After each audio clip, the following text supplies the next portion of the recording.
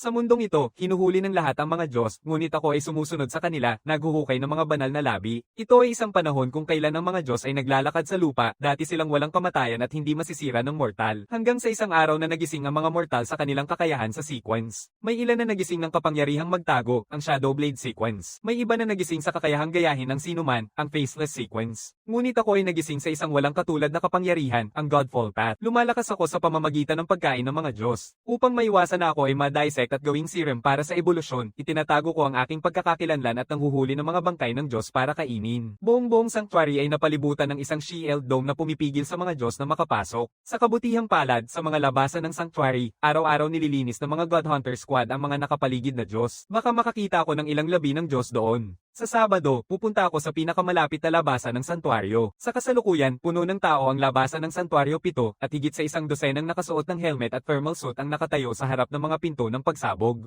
Sa sandaling ito, dalawang nagising nakakatapos lang sa kanilang paghahanap ang nagtanggal ng kanilang mga helmet, handang umuwi. Agad silang sinalubong ng daan-daang ordinaryong tao. Sinusubukan kong umusad sa gitna ng tao, naghahanap ng anumang nahulog na banal na labi, ngunit agad akong naitataboy sa gilid. Wala nang magagawa kundi maghintay sa labas. Sa paglubog ng araw, sa wakas nakarating na ako sa harapan. Sa kasamaang palad, naagapan na ng mga inspektor ng koalisyon ang lahat ng mga labi. Wala akong makita. Sa tingin ko na talagang walang pag-asa ang araw na ito, napansin ko ang isang kumikibot na tainga, nahuhulog mula sa backpack ng isang nagising. Nagniningning ang mga mata ko sa kumikilos na tainga. Humihigpit ang lalamunan ko, handang kunin ito kapag walang nakatingin. Ngunit nililinis ito ng isang janitor gamit ang Wallace at iniinda palayo. Nang makita ko ito, agad akong sumunod sa janitor palayo sa labasan. Sa kalaunan, pinapanood ko siyang itapon ito sa isang basurahan sa kanto. Pagkatapos umalis ng janitor, mabilis akong pumunta at binuksan ang basurahan. Ngunit nang makita ko kung ano ang nasa loob, napako ako sa kinatatayuan. Puno ito ng banal na labi, isang handog na karapat-dapat sa mga hari. Sinusuri ang dumpster na puno ng banal na labi, niyayakap ko ang aking mga labi, talagang ako ang pinili. Matapos kong masigurong walang tao, kinuha ko ang gumagalaw na piraso sa ibabaw. Ang nakakadiri nitong itsura na may halong amoy dugo ay kahit si Hannibal ay magluluto muna nito. Pero para maging mas malakas, pinipilit kong tiisin ang pagkahilo at isinasubo ito sa bibig ko. Matapos mumata, nilulon ko ang makapal na masa. Sa kabila ng nakakadiring itsura, nakakagulat na masarap ang lasa nito. Mas masarap kaysa sa pagkain sa kantina. Kung ganito ang lasa ng lahat ng banal na natira, hindi na ako magpapigil. Mapag-akit nang umiti ako at sumugod sa basurahan, walang sawang nilamon. Nagpapakasasa ako sa pagkain. Kakaiba, kahit gaano pa ako kumain, hindi ako kailanman nakakaramdam ng busog. Marahil ito ay may kaugnayan sa aking kakayahan sa sequence. Mahigit 1 oras ang lumipas, natapos ko rin ang buong basura ng banal na labi. Sa sandaling iyon, may tunog na nagpaalam sa aking isipan. Naiangat ang sunod na yugto ng Godfall Path sequence sa antas 2. Nakuha ang kasanayan. Lunukin. Tunawin ng hilaw na banal na laman. Kasanayan nakuha. Galit, lakas, bilis, at lakas ng katawan ay 3 beses. Walang nararamdamang sakit sa panahong ito. Sa wakas, ang pagbubukas ng furry ay malaking tulong sa aking kakayahan sa pakikipaglaban. Ibig sabihin nito, makakasali na ako sa mga grupo ng God Hunter para manghuli ng mga Diyos. Sa huli, hindi pang matagalang solusyon ang pagsisit sa basurahan. Pero ang pinakamalaking problema ay hindi ko maaaring ipaalam sa kahit sino ang tungkol sa aking landas bilang Godfall. Kailangan kong makahanap ng isang sequence na maipapasa kong akin. Sa sandaling iyon, may magulong hakbang na papalapit mula sa likod. Isang lasing ng paurong na naglalakad papunta sa akin. Kung mapapansin ng lasing na ito ang kakaibang kalagayan ng basurahan, agad na isasara ang lugar. Kailangan na akong umalis. Walang oras para panasan ang dugo. Mabilis kong inilalagay sa backpack ko ang higit sa 12 ng banal na labi. Tumakbo ako palayo kasama ang backpack. Sa kabutihang palad, isa lang itong lasing. Kung mahuli ako na may dalang backpack na puno ng banal na labi, wala akong panlaban. Hawak ang basang dugo na backpack, dumadaan ako sa madidilim na eskinita. Nais kong tumakbo diretso pa uwi. Pero, nang pumasok ako sa madilim na eskinita, biglang nagkamali ang lahat. Isang kutsilyo ang lumipad mula sa kanto, nakatutok sa kanan kong mata. Sa kabutihang palad, lampas sa karaniwang tao ang aking liksi. Agad akong umiwas. 3 figure ang lumitaw mula sa sulok, mga mukha nilang nakikichismis. Sinong mag-aakalang ang pagtulog dito ay magdadala ng madaling biktima sa amin? Siguradong swerte tayo ngayon, mga kapatid. Malumanay kong tanong, ano ang gusto ninyo? Ano ang gusto namin? Hindi ba halata? Binubugbog ka namin. Wala akong pera. Lumalakas ang aking pagkabalisa. Malalaman ang nawawalang mga banal na labi sa anumang sandali. Kailangan kong makaalis agad sa distrito na ito. Isa sa kanila ay itinutulak ang mamantika niyang buhok, nakangisi. Walang pera. Sige na. Umalis ka na lang sa backpack. Hinahabol ako nitong 3 dahil dito. Tinitingnan ko ang backpack sa braso ko, tinatakpan ng dugo na dumadaloy dito. Naiisip ko, ang delikado nito. Walang mahalagang bagay sa backpack na ito, pero hindi ko ito maibibigay sa iyo. Walang mahalaga. Buksan mo na at ipakita sa amin. Parang takbong-takbong ka sa mga eskinita na para kang tumatakas sa buhay mo. May tinatago kang isang mahalagang bagay dyan sa bag na yan, di ba? Iwanan mo na ang mga gamit. Tatlo kaming pwedeng magkunwaring hindi namin nakita ka. Kung hindi, huhusgahan ka namin. Kahit makalayo ka, maaring i-report ka namin sa pulis. Nang umalis ka, napansin ng ilaw sa kalsada ang mukha mo. Natutunan na namin ito. Nang marinig ito, nanigas ang mga paa ko sa gitna ng pagtakas. Nakita nila ako ng tatlong ito. Ibig sabihin, may panganib na maibunyag ako. Kung talagang i-report nila ako, wala na sigurong mapapala ang lahat, biglang tumataas ang pagnanais na pumatay sa puso ko. Ang nakamamatay na kislap sa aking mga mata ay agad na napapansin ng mga kriminal na matagal nang nakasanayan ng buhay sa ilalim ng mundo. Boss, parang gusto talaga nitong pumatay ang mata nitong batang ito. Patayin, ha? Itong batang ito na walang magawa, kung iniisip niyang pumatay, siguradong may yaman sa bag na iyon. Sige, tapusin na natin siya at kunin ang yaman. Kasabay niyan, tatlong tao ang naglabas ng mga kutsilyo at umatake sa akin. Dati isang pag-iisip lang ito. Pero ngayon, gusto ng tadhana na mapatay ka. Huwag mo akong sisihin. Diretso kong tinamaan ang mukha ng pinakamalapit na lalaki. Nang tumama ang kamao ko sa tulay ng ilong niya, ramdam na ramdam ko ang malutong na tunog. Lumipad ang mga paa ng lalaki sa hangin. Lumilipad siya ng 7 o 8 metro bago bumaba, umiikot pa ng ilang metro sa batong daanan bago huminto. Nakita ito ng dalawa pa, nanginginig sa buong katawan. Agad nilang napagtanto na nakipag-ugnayan sila sa isang nagising. Pero kahit takot, hindi sila umatras. Sa puntong ito, pumatay o mapatay. Hindi makakatulong ang pagmamakaawa. Ang tanging paraan para mabuhay ay patayin siya. Mas lalong nagmamadali ang dalawa, nagtutusok ng walang pakundangan gamit ang kanilang mga kutsilyo. Lumiko ako pabalik gamit ang kaliwang paa ko at inihampas ang kanan, tinatamaan diretso sa baywang ng isang lalaki. Mas maraming malinaw, nakakasugat na tunog ang umaakyat sa aking binti. Ang lalaking iyon ay yumuko sa kalahati sa isang nakakatakot na anggulo, sumalpok sa hangin gamit ang aking binti at bumagsak sa huling nagmamadaling thug. Nang walang pag-aatubili, tumalon ako patungo sa naguguluhan at nalilito na thug, itinaas ang aking kamao. Awa, ibibigay ko sa iyo ang lahat ng pera ko. Sa puntong ito, ang likas na instinct ng isang kriminal ay pakiusapan ng kanyang buhay. Hindi ko na siya bibigyan pa ng pagkakataong makapagsalita. Pumalo ang kamao ko sa kanyang templo, sumabog ang kanyang bungo. Gago, matapos kitang patayin, sa akin pa rin ang pera. Matapos pumatay ng 3 tao ng sunod-sunod, unti-unting nawawala ang aking pagnanais na pumatay, napapalitan agad ng hindi maipaliwanag na kawalan. Huminga ako ng may kalungkutan. Hindi ko akalain na mapipilitan akong pumatay, pero ito ay para sa sariling depensa. Wala nang ibang sasabihin. Nakatingin sa 3 bangkay, bigla kong naalala na nabasa ko online na may ilang paraan na maaaring basahin ang huling alaala ng isang patay. Upang maiwasan ang pagkakadiskubre, niyayakap ko ang isang damit ng isang lalaki at pinaputol ang ulo nilang 3, pagkatapos ay nililinis ko ng maingat ang dugo at kinuha ko ang lahat ng pera mula sa kanilang mga damit. Isinasiksik ko ang 3 bangkay sa isang madilim na abandonadong bodega. Sinisindihan ko ang apoy, sinusunog ang 3 bangkay at ang aking dugo ang jacket kasama nila. Pinipigilan nito ang sinumang nagising mula sa pagtukoy sa akin gamit ang amoy sa mga katawan. Matapos kong masiguro na nilamon ng apoy ang 3, tumakbo ako palayo ng mabilis. Sa wakas nakarating ako sa bahay ng ligtas, nakakita ng isang walang tao, nilamon lahat ng banal na labi sa aking backpack at sinunog ang backpack at jacket. Pagkatapos ay nagsimula akong magbilang. Yung perang nakuha ko mula sa 3 kawatan na yon. Pagkatapos magbilang, nanlaki ang mata ko. Sa gitna ng tambak ng mga tanso na barya, may isang kumikislap na pilak na barya. Ang isang pilak na barya ay katumbas ng 10,000 tanso na barya. Ang mga taong ito ay mayaman, 3 kriminal na nagdadala ng kayamanan. Paano nila magagawa na i-report ako sa pulis? Hindi ba yon ang magkasabay na pagkawasak, magaling? Bukod sa pagnanakaw ng mga banal na labi, ngayon ay may kaso pa ng pagpatay. Pero hindi ko rin matapang na gumastos ng pilak na ito dahil ang ulila na hindi nagtatrabaho. Saan ako makakakuha ng ganitong pera, kaya kailangan kong humanap ng isang binuong pagkakakilanlan na maaari kong gamitin ng bukas. Kahit ano paman, hindi ko maaaring ibunyag ang tunay kong pagkakakilanlan. Kinuha ko ito, kumuha ng 20 tanso na barya at nagtungo sa internet cafe. Pumapasok ako sa forum, naghahanap ng kapakipakinabang na impormasyon. Kailangan ng mga nagigising na uminom ng serum ng ebolusyon mula sa administrasyon upang mag-level up. Kailangan ko lang kumain ng mga Diyos para umangat. Parang may cheat codes na ito, hindi ba? Kung nais kong magparehistro sa administrasyon ng mga nagising, kailangan kong humanap ng paraan para magmukhang iba. Sa wakas, tumutok ang aking mga mata sa isang paraan. Phantom Walker, antas ng isang bagong mag-aaral sa pagpatay, bilis ng kasanayan surge. Nadodoble ang liksi sa loob ng 5 minuto, ngunit mahina ang katawan pagkatapos nito ng 30 minuto. Perpektong natatakpan ng aking kasanayan sa galit ang kakayahan ng mamamatay tao na ito. Bigla, may ingay na nagsasalita mula sa labas ng kafe. Officer, may maliit akong negosyo. Hindi ko kayang harapin ang ganitong klaseng inspection. Baka nga, kakaisip ko lang na maaaring mabunyag at ngayon nandito na ang mga pulis. Kung para sa akin man sila o hindi, kailangan akong tumugon. Sa aking pagkabahala, agad kong binura ang kasaysayan ng browser at naghahanap ng paraan para magmukhang iba. Pagkatapos kong matapos, 7 o 8 opisyal ang pumasok sa kafe. Agad na umalis sa mga computer ninyo. Itaas ang kamay sa ulo, yumuko sa gilid. Bilis! Anong ginagawa mo? Nasa computer ka pa rin. Itaas ang kamay, nakatingin sa akin ang pulis na may baril at sumisigaw. Galit na itinaas ko ang aking mga kamay. Officer, ako ay, hinabol ng pulis, tiningnan ng aking screen at nagsabi ng may disgust, manood ka ng kaunti lang nito. Bata ka pa, ang sobrang pag-enjoy ay magdudulot ng problema. Pagkatapos yun, umalis ang pulis. Pagkatapos, ang 7 o 8 pulis ay pumunta sa bawat computer, sinusuri ang kasaysayan ng browser at nilalaman. Matapos maghanap ng matagal, natuklasan nila ang 2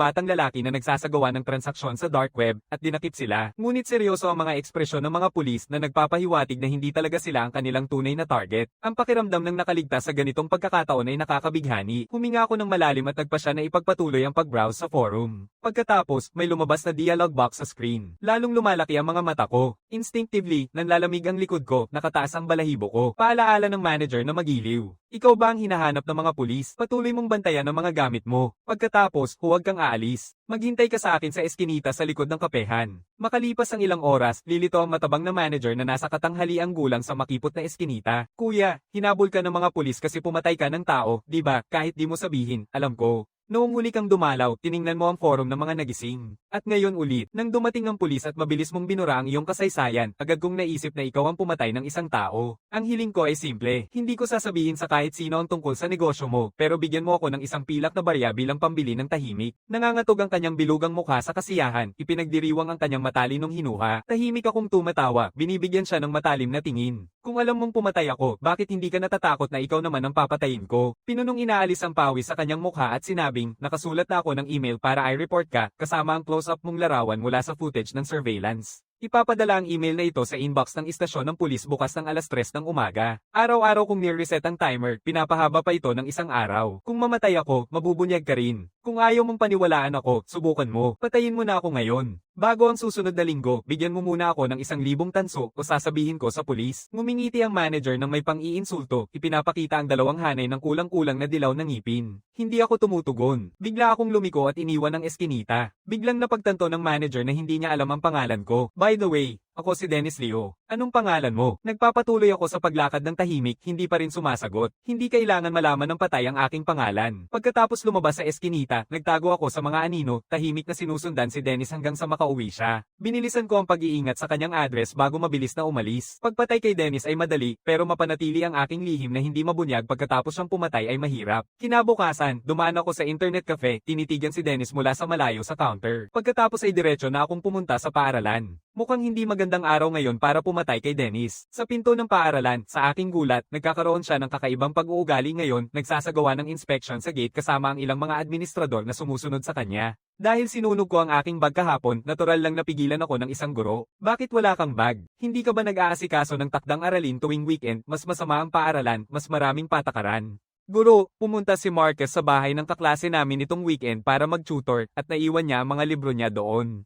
Sinabi ko sa kaklase na dadalhin ko ang kanyang mga libro ngayon. Lumingon ako at nadiskubre ko na si Jade Sterling ang aking tagapagligtas. Hindi ko alam kung bakit niya ako tinutulungan pero tumango na lang ako. Pagkatapos ay humarap ako at pumasok sa paaralan pero binilisan ni Jade ang lakad at naabutan ako. Marquez, hindi mo ba ako dapat kausapin? Tumingin ako sa maliwanag ng ngiti ni Jade at sinabing walang emosyon. Akala mo ba dapat akong magpasalamat? Natatanggap ng sandali ang ngiti ni Jade pagkatapos ay pumalit siya sa isang mapanuksong tono. Hindi kita naalagaan ng maayos noon. Tinulungan mo ako. Tinulungan kita. Sige na, magkapantay na tayo, ha? Talagang natutuwa akong makita kang nag-aalala sa akin. Ikaw ang aking inspirasyon araw-araw. Napagtanto ko na hindi ako pwedeng mabuhay nang wala ka. Kaya ngumiti siya ng akala niya ay nakakaakit. Ang nakakaantok na pag-amin na ito ay planado ni Jade at ang kanyang mga kaibigan noong weekend. Batay sa alam nila tungkol kay Marquez, sigurado silang gag-ana ito sa kanya. Kahit ako ay natatawa na. Sa aking mga alaala, mas gusto kong magutom araw-araw kaysa hindi magdala ng almusal kay Jade. Ginawa ko rin ang lahat ng kanyang takdang aralin. Sa huli, kinuha ni Jade ang almusal na ibinigay ko at ibinigay ito kay Brandon Yang mula sa susunod na klase para mapalapit sa kanya. Jade, matagal na kitang gustong tanungin. Bakit palagi mo akong pinipili? Walang ibang lalaking handang maging alaga mo, hindi inaasahan ni Jade na sasabihin ni Marcus ito. Nabigla siya. Ano? Anong ibig mong sabihin? Kung gusto mo si Brandon, magtrabaho ka para dito mismo. Tigilan mo nang gamitin ako bilang hakbang para umangat, ha? Gusto mong magdala sa kanya ng almusal, pero ako pa ang maghahanda nito.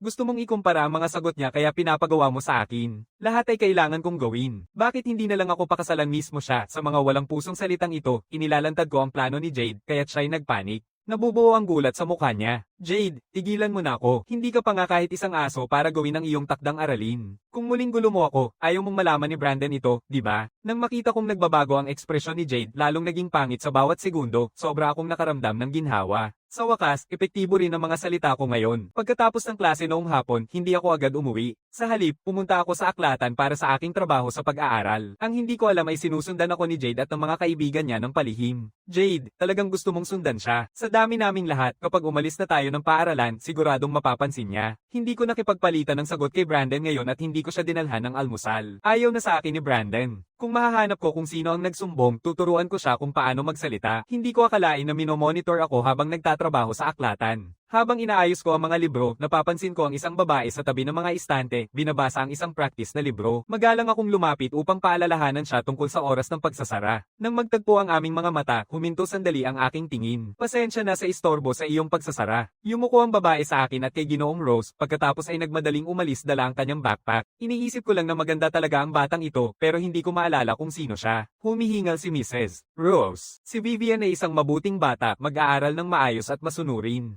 Sana ganito rin kaayos ang aking apo. Doon ko lang napagtanto na si Vivian Chen pala yon. Sikat na pangalan yon. Palagi siyang nangunguna sa lahat ng pagsusulit, maganda at matalino. Ang kinikilalang kagandahan ng paaralan. Maraming lalaki ang nagnanais sa kanya, ngunit magalang niyang tinatanggihan silang lahat. Katulad ko, galing siya sa mahirap na pamilya at nakatira kasama ang kanyang lola. Pero ano ang kinalaman nito sa akin? Pagkatapos kong umalis sa silid aklatan, una akong pumunta sa banyo sa likod nito. Habang ako'y natatapos at naghahanda ng umalis, bigla akong nakarinig ng mga kalampag mula sa kabilang kwarto. Usap tayo. Ikaw ba? Ikaw namang kukulam, ang nagsabi kay Marquez tungkol sa akin at kay Brandon. Sinasabi ko na sa'yo, hindi ko kilala si Marquez, hindi ko kilala si Brandon, at hindi kita kilala. Patuloy ka pa rin nakikipag-usap. Kanina, si Marquez lang ang kausap mo at si Mrs. Rose. Kung hindi ikaw, si Lola ba yon, Jade, huwag siyang paniwalaan. Mga batang babae tulad ni Vivian na matalino at maganda ay pawang malupit. Niloloko nila ang mga lalaki dahil lang sa sikat sila. Ayokong makialam kay Jade pero inosenteng nasangkot si Vivian dahil sa akin. Dapat kong gampanan ng tama. Naghuhugas ako ng kamay at pumunta sa banyo ng mga babae. Hindi makapagpahinga si Jade sa kakagulo niya. Gusto mo bang sabihin ko kay Brandon ang lahat bago ka maging kontento? Tumigil sandali si Jade, saka bumaba ang kanyang loob. Marquez, huwag kang masyadong lumayo. Hindi naman kita ginugulo. Bakit ka ba masyadong concerned? Hindi ko siya pinapansin at inaalis si Vivian. Binatukan kanya ng 2 beses, di ba? Tumingin si Vivian sa akin ng walang pasasalamat. Sa huli, ako ang nagdala sa kanya dito. Pagkatapos kong magsalita, 2 beses kong sinampal si Jade sa mukha, lahat ay napaatras. Nakatingin si Vivian sa akin ng gulat, parang hindi maunawaan ang kilos ng hindi pamilyar na kaklase na lalaki, hindi inaasahang magiging matigas ako. Marquez, tinakpan ni Jade ang mukha niya, galit na nakatingin sa akin. Tumigil ka na sa pagbibigay utos. Magkapantay na tayo, at nabayaran mo na ang utang mo kay Vivian. Naiintindihan mo. Isang malupit na kislap ang lumitaw sa mata ni Jade. Marquez, magsisisi ka nito. Nang marinig ko ito, bigla kong naalala na ang tiyo ni Jade ay isang kriminal. Hindi ako natatakot sa mga gang, pero maaaring masaktan si Vivian. Hindi ko kayang panoorin si Vivian at Jade magpakailan pa men. Bigla kong naisip ang isang perpektong solusyon. Jade, pupunta ako sa internet cafe at isusulat ko ang lahat tungkol sa atin sa isang email, nakaschedule, na ipadadala sa inbox ni Brandon sa susunod na Lunes. Kung may mangyari man sa akin o kay Vivian, maaari mo nang iwasan si Brandon. Naisip ni Jade na ipatuto ang kanyang tiyo na turuan si Marquez at Vivian, o kahit alisin sila sa santuario ng tuluyan. Pero ni-block lang ni Marquez ang daan na yon ng tuluyan. Galit na galit si Marquez, hindi pa ako nakakakita ng taong kasing kasuklam mo. Aba, ngayon ang iyong swerte. Humirit ako ng malamig, inaalis si Vivian. Nang hindi nagsasalita, pakiramdam ko ay masaya ako. Hindi ko alam kung ilang beses kong naisip si Dennis ngayong araw. Ito ang kauna-unahang pagkakataon na nararamdaman kong may naidudulot siyang positibong halaga sa akin. Kinabukasan ng umaga, pag-alis sa bahay, muling dumaan sa pinto ng internet cafe. Sa pagkakataong ito, napagtanto kong hindi si Dennis ang nasa counter, kundi isang middle-aged na may balbas. Dumating na ang pagkakataon. Inyaangat ko ang hoodie ko, iwasan ng mga kamera sa pinto, at tumango sa bearded na lalaki sa counter, pinapapunta siyang lumabas. Nagmumukhang naguguluhan ng lalaki pero lumalabas pa rin siya. Pagdating natin sa lugar kung saan nakipag-usap ako kay Dennis noong gabing iyon, tanong ko, ikaw ba ang may-ari ng kafe? Isa sa 2 tao na kinuha ng pulis mula sa iyong kafe noong araw ay kaibigan ko. May naiwan siyang isang bagay doon. Gusto kong tingnan ang footage ng surveillance. Tumawa ng malumanay ang may-ari ng kafe. Anak, ginagago mo ba ako? Akala mo pwede mong balikan ang surveillance footage kahit kailan mo gusto? Ang iniwan niya sa akin ay nagkakahalaga ng 20 pilak na barya. Kung mahahanap ko ito, bibigyan kita ng isa. Habang nagsasalita ako, kumukuha ako ng isang pilak na barya na kumikislap ng mahina na puting liwanag sa ilalim ng mga bituin. Dadalawa ang ikli ng kanyang mga mata at sa huli ay pinapatnubayan niya ako sa isang madilim na silid na imbakan sa tabi ng kafe. Nandito ang lahat ng footage ng surveillance. Pakisuyo, sandali akong nag-aalangan pero tumango ako at pumunta upang tingnan ang mga kuha. Nakita ko ang footage mula noong araw na iyon at agad akong napakunot ang noo. Bakit walang surveillance mula sa umaga ng ikatlong araw? Nakakainis, ang mahal ng kuryente. Hindi ko palaging pinapatakbo ang mga kamera na iyon. Karaniwan ko silang binubuksan isang beses kada ilang araw. Sige, naiintindihan ko. Salamat, walang anuman. Sabihin mo lang sa akin. Ang pangalan ko ay Frank Wong. Pwede mo akong tawaging Frank. Sige, Frank. Aalala ko iyon. Iuulat ko ang iyong pakikipagtulungan. Huwag mag-alala. Basta't ayos ako, wala kang magiging problema. Lumalakad ako palabas ng internet cafe na may bahagyang ngiti. Pumunta na ako sa bahay ni Dennis Rio. 79% sigurado na kaya ko nang harapin si Dennis ngayon. Lahat ng ebidensya ay nagtuturo sa isang bagay. Nagbibiro lang si Dennis. Hindi talaga umiiral ang sinasabing screenshot mula sa surveillance. Sa wakas, makakapagbigay na ako ng tiwala sa hatol ko kay Dennis. Tumakbo ako ng mabilis papunta sa bahay ni Dennis at tahimik na lumapit sa kanyang pinto. Nakapila ang basura sa harapan. Para magpanggap na nakawan, hindi ko sinisira ng marahas ang pinto. Sa halip, ginagamit ko ang aking manggas para kumatok sa pinto ni Dennis. Binabaan ko ang boses ko, nagkukunwaring isang lalaking nasa 30 taon. Kapitbahay, amoy basura mo. Ilayo mo na. Mula sa loob, naririnig ang hindi mapakilang tinig ni Dennis. Baliw ka ba? Wala kang pakialam. Walang nakaharang na basura. Diretso ka lang sa daan mo. Kung hindi mo bubuksan, pipigilan kita dito sa pintuan na ito. Hindi ako naniniwala na hindi ka nagtatrabaho. Pag pumunta ka sa trabaho, iirereklamo ko sa boss mo. Nang marinig ito, agad bumaba ang kumpiyansa ni Dennis. Sige. Natatakot na ako sa'yo. Maghuhugas na ako ng basura sandali lang. Sobrang bait ko na ba? Sandali lang, ngayon na. Kaagad, sige. Sandali lang. Maglalaba muna ako at lalabas para itapon. Mga tunog ng pagbibihis. Pumunta si Dennis sa pintuan at nilock ito. Ako na lang. Bago pa man siya matapos magsalita, nawawala na siya sa malay at nahihimatay. Binabantayan ko ang aking lakas. Sa sandaling bumukas ang pinto, tinamaan ko si Dennis sa baba ng kanyang panga dahilan upang siya ay mawala ng malay. Pagkatapos, agad akong pumasok at huliin si Dennis upang hindi siya makagawa ng ingay na magpapahiwatig sa mga kapitbahay. Pagkatapos isara ang pinto, dinala ko si Dennis sa loob ng silid sa isang maayos na galaw. Matapos siyang atali, pinaputol ko siya gamit ang sariling amoy na medyas niya. Pagkatapos, sisiyasatin ko ang silid. Walang masyadong ari-arian si Dennis sa bahay, ilan lang na piraso ng tanso na barya. Hindi ko kailangan ng perang ito pero kailangan ko pa rin itong kunin para magmukhang nakawan. Pagkatapos magtrabaho ng ilang sandali, may mga bulong na nanggagaling sa likod. Lumingon ako. Nabaling si Dennis at takot na nakatingin sa akin. Pilit niyang umiikot ang ulo, nagmamakaawa, ngunit biglang naging mapanirang maliit ang mga mata niya na parang nanghihiya. Sabi ko ng casually, nakipag-usap ako kay Frank Wong kanina. Alamin mo kung ano, nananahimik si Dennis. Palagi siyang kumikirot ang mga mata. Tinitingnan ng ngiti ko, para siyang nakikita ang Grim Reaper. Pumunta ako sa kusina, kinuha ang isang garapon ng mantika at isang kutsilyo. Ang pagnanais ay may kapalit. Nandito ako para kunin ang aking bahagi. Ilang minuto ang lumipas nang makita ang katawan ni Dennis na nilamon ng apoy, huminga na ako ng maluwag.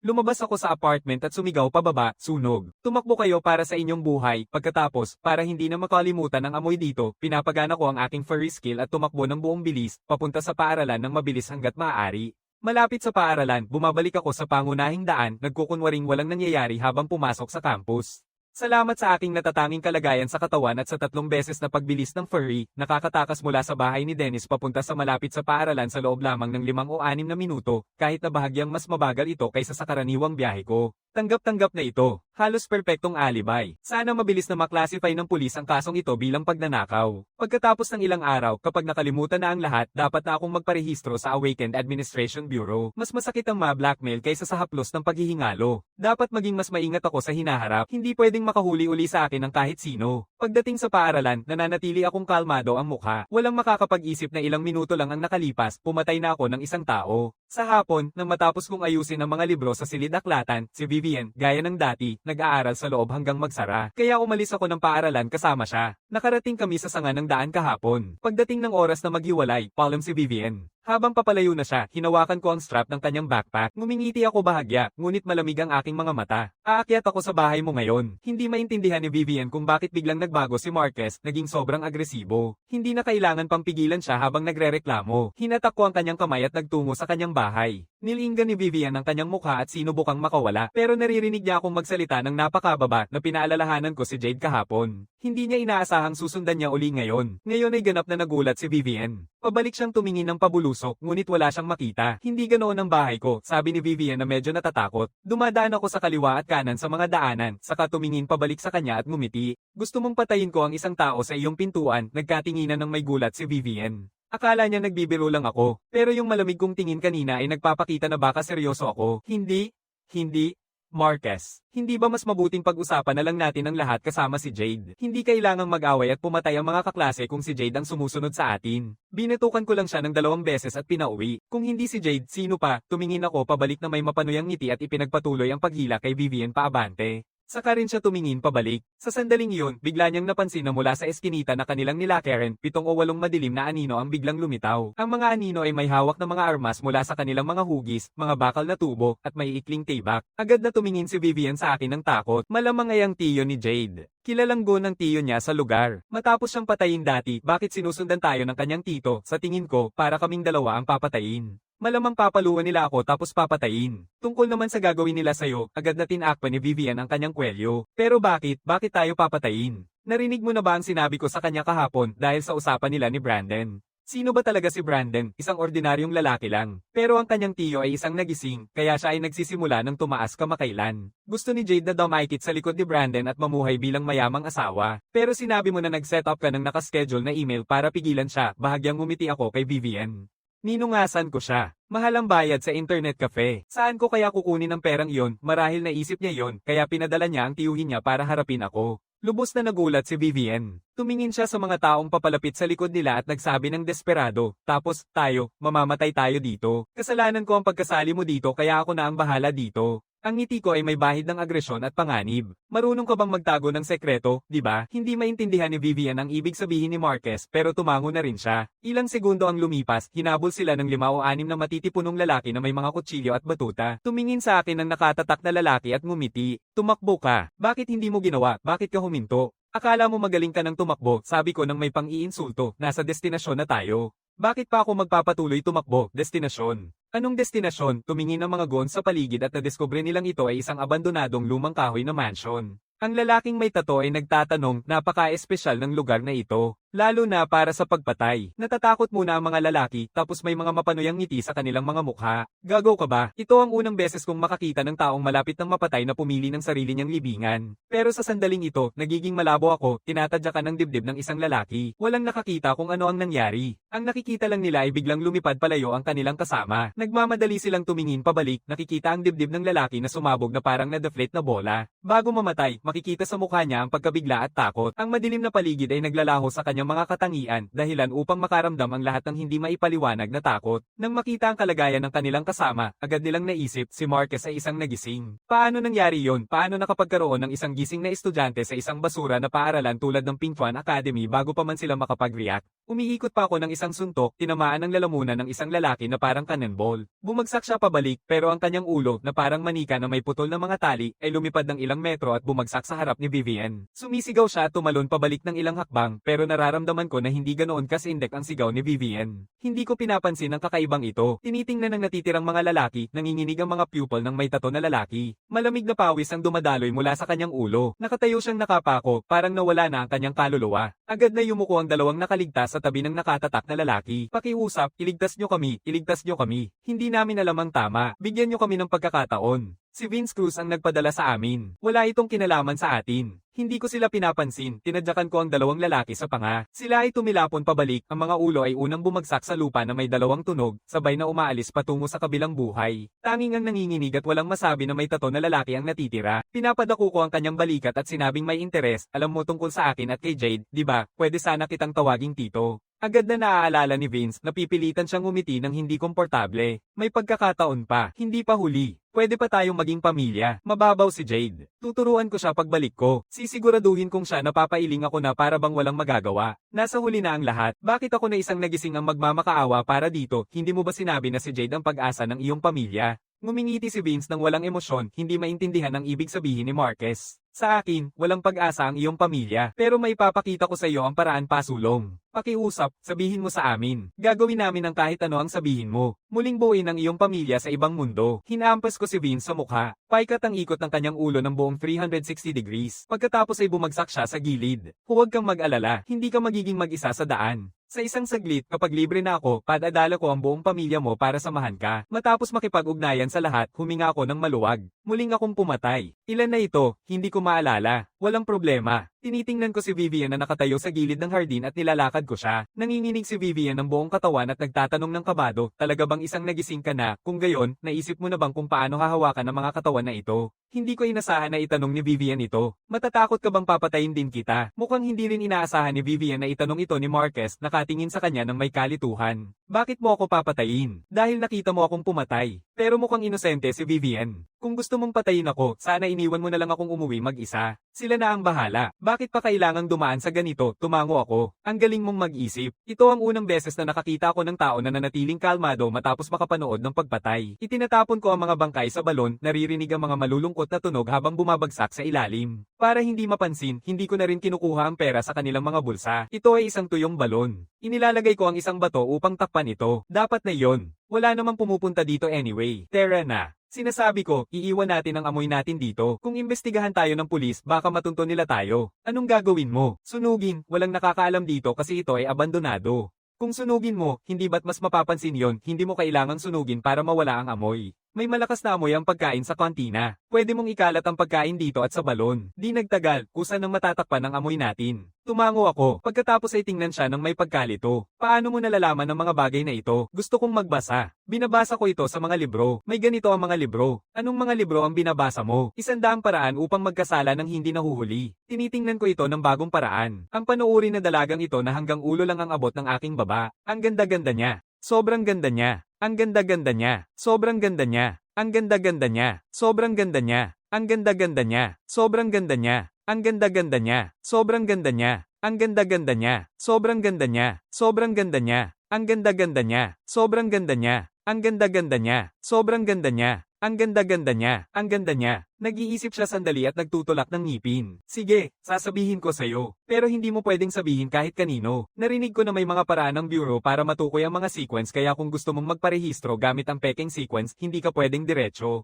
Kailangan mo ng tutulong maghanap ng isang tao. Sino? Nabibighani ang puso ko. May isang tao sa loob ng Awakened Administration Bureau na nagtitiwala na tumulong sa panlilinlang. Si Frank ay muling nag-aatubili, pagkatapos ay nagsabi, hindi ko alam kung sino ang hahanapin para sa tulong, pero may ideya ako kung sino ang tanungin tungkol sa mga nasa loob ng bureau. Ang blondeng pulis, si Detective Riley Morgan. 3 taon na ang nakalipas, pumunta siya dito at pinagawa ko ng computer na may nakatagong address. Nag-usap sila ng hindi nagpapakilala tungkol dito. Gusto niyang tulungan siya ng taong iyon na i-fake ang kanyang pagkakakilanlan. Sige, naiintindihan ko. Salamat. Pero kailangan ko pa ng isang pabor. Kinabukasan, isang-isa silang dumating sa istasyon ng pulis at kasama si Riley. Mukhang may liham para sa iyo si Riley. Kinuha ni Riley ang sobra at tiningnan ang baluktot na sulat kamay, medyo naguguluhan. Kailan ito dumating? Hindi sigurado. Marahil kagabi, marahil kaninang umaga. Siguro laro lang ng isang bata. Ngumiti si Riley, binuksan ng sobra at tinignan ito. Biglang tumigil ang kanyang ngiti, siyam ng gabi sa isang walang tao na eskinita. Maingat na tinitingnan ni Riley ang nakamaskarang tao sa mga anino. Ano ang gusto mo? Gusto kong ipakilala mo ako sa nagpasimula ng peking sequence mo. Biglang lumaki ang mga pupil ni Riley pero narinig niya ang nagsasalitang nakamaskara. Iminumungkahi ko na alisin mo ang kanang kamay mula sa baril sa ilalim ng iyong Amerikana. Kapag pumutok ang baril, hindi mo ako papatayin at wala ng pag-urong. Nananatiling nakatigil si Riley. Hindi niya inaasahan na mababasa ng taong ito ang kanyang ginawa. Ang ganitong kalakas na pangunawa pero nananatili ang kamay niya sa baril. Sobrang kampante ka pero sa tingin ko hindi ka kasing bilis ng bala. Huwag mong sayangin ang effort mo. Bago ako dumating, nag-set up ako ng nakatakdang mass email sa pulisya. Bukas ng umaga, malalaman ng lahat sa pulisya na peke ang iyong sequence. Kung hindi ako makakabalik ngayong gabi para ayusin ang delay ng email, bukas ay mabubunyag ka. Kaya kahit patayin mo ako, walang saysay. Ano, napatigil si Riley. Hindi niya inaasahan na may plano pang backup ang taong nakamaskara. Ngayon, tunay siyang nagpapanik. Bukod pa, hindi mo naman ako pwedeng patayin. Habang nagugulat si Riley, pinapagana ko ang galit, umaangat mula sa lupa. Pag huminto ako, nasa kamay ko na ang baril ni Riley. Ang tagal kong nagsalita at hindi mo ako naniwala. Kailangan kong patunayan ito gamit ang mga katotohanan. Agad na napuno ng takot ang mga mata ni Riley. Hindi ko alam kung sino ang taong iyon. Sinabi sa akin ng isang kaibigan na maaari nilang tulungan akong magparehistro ng isang sequence. Ang alam ko lang ay regular na gumagamit ang taong iyon ng IceHiko virtual chat room. Kung gusto mong hanapin sila, magpasok ka sa chatroom ng 8 beses at makikipag-ugnayan sa iyo ang taong iyon. Sinabi ko na sa iyo ang lahat, maibabalik mo ba ang baril ko? Pinag-iisipan ko ang mga salita ni Riley, tinitingnan siya at kumakaway ng ulo. Ang pagkuha ng iyong baril ay may ibang presyo. Sabihin mo sa akin ang tunay mong pagkakasunod-sunod. Managinip ka lang. Nanginginig si Riley sa galit, naglalabas ng matinding poot. Sobrang pinagpagyaran ko para maging pulis. Alam mo kung gaano ako pinagdaanan. Walang pusong demonyo. Kailangan mo bang sirain ako bago ka masiyahan kahit gaano pa kalakas ang galit at reklamo ni Riley? Malamig kong inuulit ang tanong ko.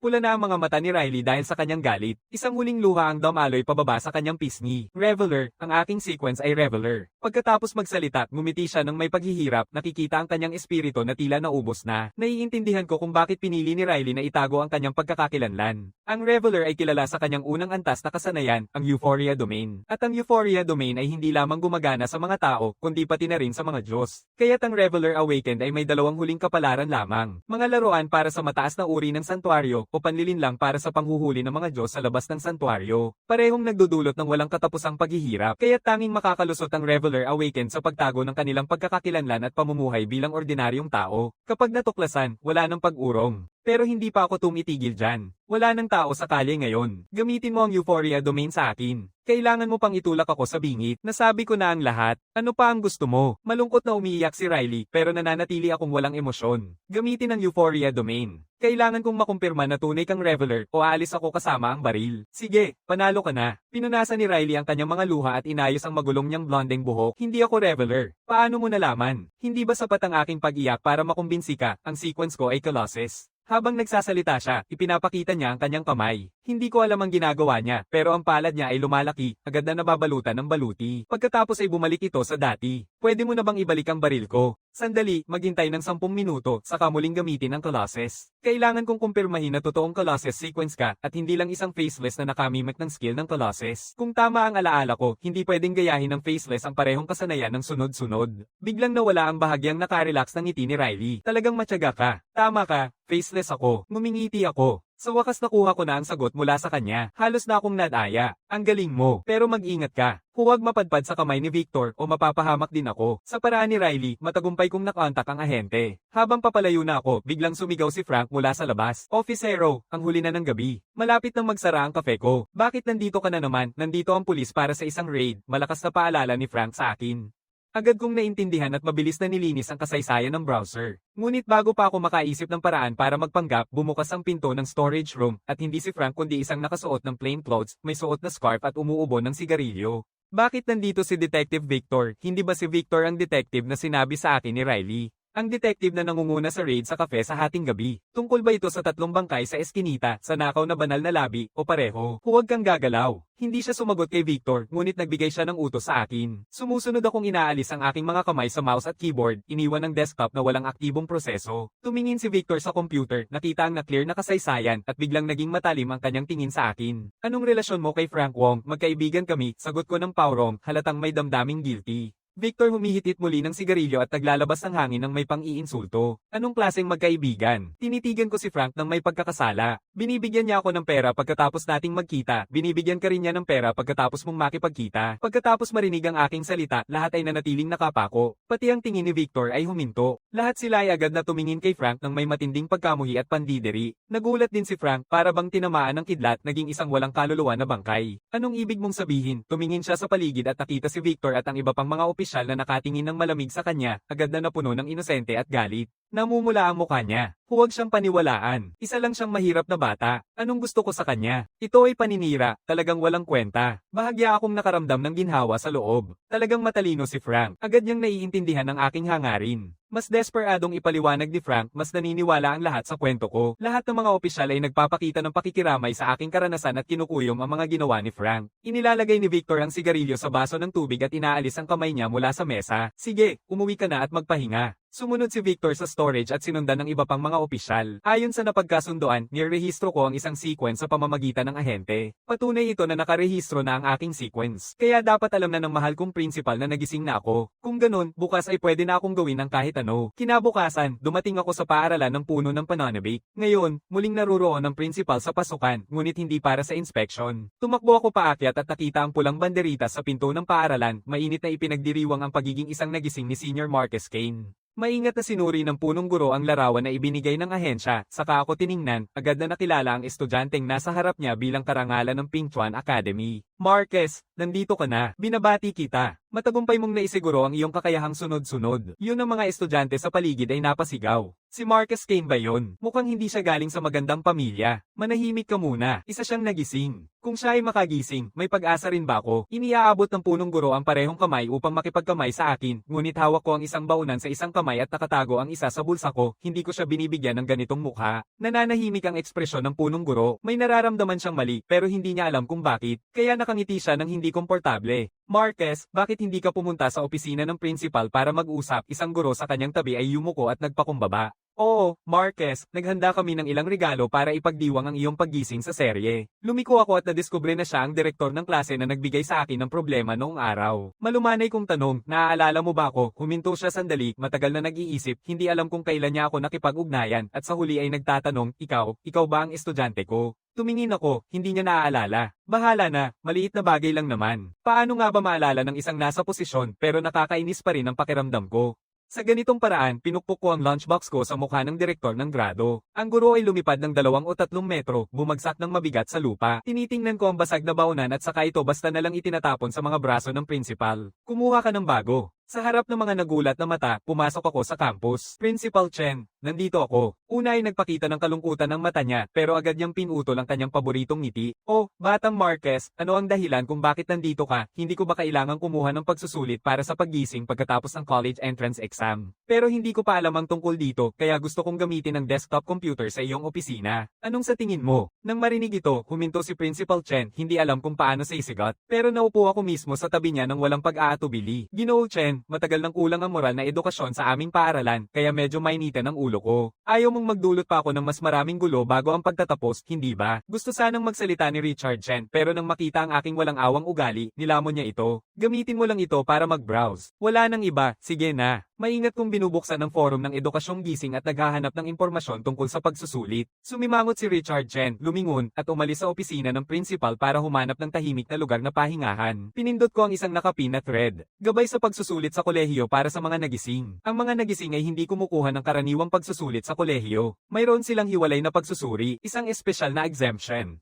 May record ng paghahanap sa Diyos. Maaaring palitan ng punto sa paghahanap ng Diyos ang mga marka sa pagsusulit at isumite kasama ng iyong resume. May ganitong opsyon ba ang mga universidad? Iniisip ang kamanghamanghang kakayahan sa laban sa aking landas na Godfall, umiinit ang dugo ko. Hindi ba't ibig sabihin nito ay may pagkakataon akong makapasok sa pinakamahusay na universidad? Biglang umingay ang computer. Nakalimutan ni Richard Chen na isara ang kanyang email nang umalis. Naiintriga ako kaya pinindot ko ang kahon ng usapan. Isang mensahe ito mula sa isang nagngangalang Tinkding. Richard, miss na kita. Samahan mo ako ngayong gabi kasama ang isang malinaw na video. Sa mapanuring tingin, pinapanood ko ang buong video, pagkatapos ay isinasara ito at ini-download. Pero nang buksan ko ang folder ng mga na-download, nanlaki ang mata ko sa gulat. Marami na. Hindi ba si Richard Chen ay isang karaniwang punong guro lang? Nang iniisip ito, agad kong binubuksan ang seksyon ng impormasyon tungkol sa mga nagising at I-type si Richard Chen. Tiyak, sa mundong ito, iisa lang ang dahilan kung bakit ka sumisikat sa kabaligtaran ng kasarian. Bilang isang nagising, si Richard Chen ay isa ring nagising, pero matagal na siyang principal at halatang walang nakakaalam nito ang mga estudyante. Kapag pinindot ko ang profile ni Richard Chen, agad akong napapatingin sa unang 2 linya. Richard Chen, si Ken siya, tagapagsalita ng espiritu dahil sa kapabayaan sa lugar 14,121. Nagdulot siya ng daan-daang pagkamatay at inilipat mula sa kagawaran ng edukasyon. Ngayon ay principal na siya sa Pingchuan Academy. Pinatay ni Principal Chen ang 12 tao at nanatili pa ring naitalaga bilang principal. Anong klaseng walang awang pinagmulan at makapangyarihang koneksyon ang kailangan niyan? Biglang napagtanto ni Marquez na nagsalita siya ng masyadong malakas sa principal kanina, nagpapakita ng kakulangan sa paggalang sa isang otoridad.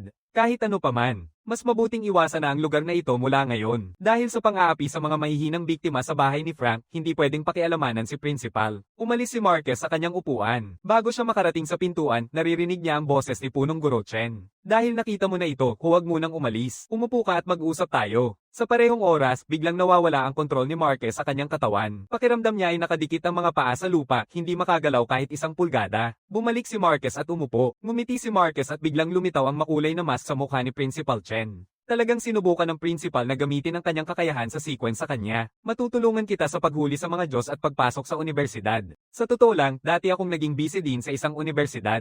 Matapos akong maparatanggan ng walang katotohanan, ipinalipat ako dito sa lugar na ito bilang principal. Kaya nga sinabi ko, ang kakayahan ko sa sequence ay makakatulong sa iyo sa paghuli ng mga Diyos. Ang aking karanasan noon ay makakatulong sa iyo makapasok sa universidad. Bilang kapalit, gusto kong tulungan mong linisin ang aking pangalan. Dahil sa maling akusasyong ito, nawala ang aking katayuan, ang aking kapangyarihan, at iniwan ako ng aking asawa. Sana matulungan mo akong baguhin ang takbo ng mga bagay. Baguhin ang takbo ng mga bagay. Pinapakita ni Marquez ang kanyang sarili nang hindi makapaniwala. Isang estudyanteng kakagising lang sa kanyang mga kakayahan sa sequence, bagamat medyo mayabang, alam pa rin niya ang kanyang mga hangganan. Matapos mag-isip ng matagal, sa huli ay bumuga siya ng hangin. May punto ka. Isang kasunduan kung saan ang benepisyo ay hindi tugma sa panganib ay nakatakdang mabaygo. Baguhin natin ang paraan. Tutulungan kitang tapusin muna ang ilang gawain sa paghahanap ng Diyos at magbibigay din ng hanggat makakaya kong suporta para sa iyong pagpasok sa universidad. Kung gusto mo pa rin na linisin ko ang pangalan mo, pasensya na, hindi ako makakatulong. Ang layuning iyon ay masyadong ambisyoso, hindi nabuo ang Roma magdamag. Hindi realistic na asahan mong magagawa mo lahat ng sabay-sabay. Tulungan mo muna ako sa isang bagay. Humanap ka ng isang taong may faceless sequence. Natatakot si Marquez nang marinig ang hiling ni Principal Chen. Bakit? Ang dahilan kung bakit ako ang inakusahang pumatay ay dahil may nakakita sa isang nagising na suot ang maskara ng isang tagapagsalita ng espiritu sa lugar, at ako lang ang nagising na nakarehistrong tagapagsalita ng espiritu sa area na iyon. Kaya't pinaghihinalaan ko na may isang taong may faceless sequence na ginaya ang aking itsura at inakusahang ako. Nakikinig si Marquez ng walang pagtanggap o pagtanggi. Madali lang para sa kanya ang tapusin ito. Si Detective Riley Morgan, ang blonde na pulis, ang may faceless sequence. Guro Chen, sang-ayon ako sa hinihiling mo. Pero kung makakatulong talaga ang taong ito sa iyo, hindi ko maipapangako. Maganda, ayos na tayo. Humanap ka ng taong may faceless sequence at iwan mo na ang bahala sa akin. Sigurado ako ng 70% na may isang organisasyon sa likod ng isang faceless na hindi pa nagsisiwalat ng kanilang tunay na sequence. Kaya simulan na natin ang pag-uusap tungkol sa panghuhuli ng Diyos. Principal Chen, gusto kong malaman kung paano pumili ng isang grupo ng mga manghuhuli ng Diyos. Sinasaliksik ko ang mga regulasyon ng konseho ng koalisyon. Kung mamatay ako na isang ulila tulad ko sa labas ng santuaryo, mapupunta ang mga benepisyo sa kamatayan sa grupo. Nag-aalala ako na makapili ng isang bulok na koponan na maaaring pumatay sa akin. Ngumingiti ng bahagya si Principal Chen. Ang pinakamainam na solusyon ay bumuo ng isang taong pangkat. Dagdag pa rito, pag-iisa ay doble ang puntos mo. Ako ang magiging garantor mo at sasama ako sa iyo. Kinabukasan, nagsuot si Marquez ng kasuotan, binuhat ang kanyang backpack at umalis sa akademya kasama si Principal Chen. Ngayon lang nalaman ng mga guro at estudyante sa akademya na si Principal Chen ay isang nagising. Isang oras ang lumipas habang unti-unting bumubukas ang mabigat na metal na pinto, unang beses na hinarap ni Marquez ang mundo sa labas ng santuaryo. Principal Chen, sundan mo ako. Pinipili ni Marquez ang direksyong may pinakakaunting tao at nagsimula ng maglakad. Huminto si Principal Chen ngunit hindi na itanong ito. Sumusunod siya sa likod ng medyo malayo. Sinusuri ni Marquez ang paligid. Wala na talagang tao ngayon dito. Dapat malayo na ito. Inilalabas niya ang isang itim na baso na bote mula sa kanyang backpack at binubuksan ang takip nito. Ito ang pulbos na panlinlang na banal na nakuha niya mula sa front desk kasama ang kanyang kagamitan. May malakas na atraksyon ito para sa mas maliliit na Diyos. Matapos maghintay ng higit sa kalahating oras, sa wakas ay nakarinig siya ng gulo. Maghanda ka, 10 segundo na lang at darating na ito. Pagkatapos ng paalala na ito, tahimik na umatras si Principal Chen sa likod, nilalayo ang sarili kay Marquez para hindi masabi ng iba na hindi siya sumusunod sa solo combat na pangangailangan. Biglang sumulpot ang isang itim na anino na kalahati ng taas ng tao at tinangkang umatake kay Marquez habang malapit nang mahawakan siya ng mga kuko na parang pang-ukit.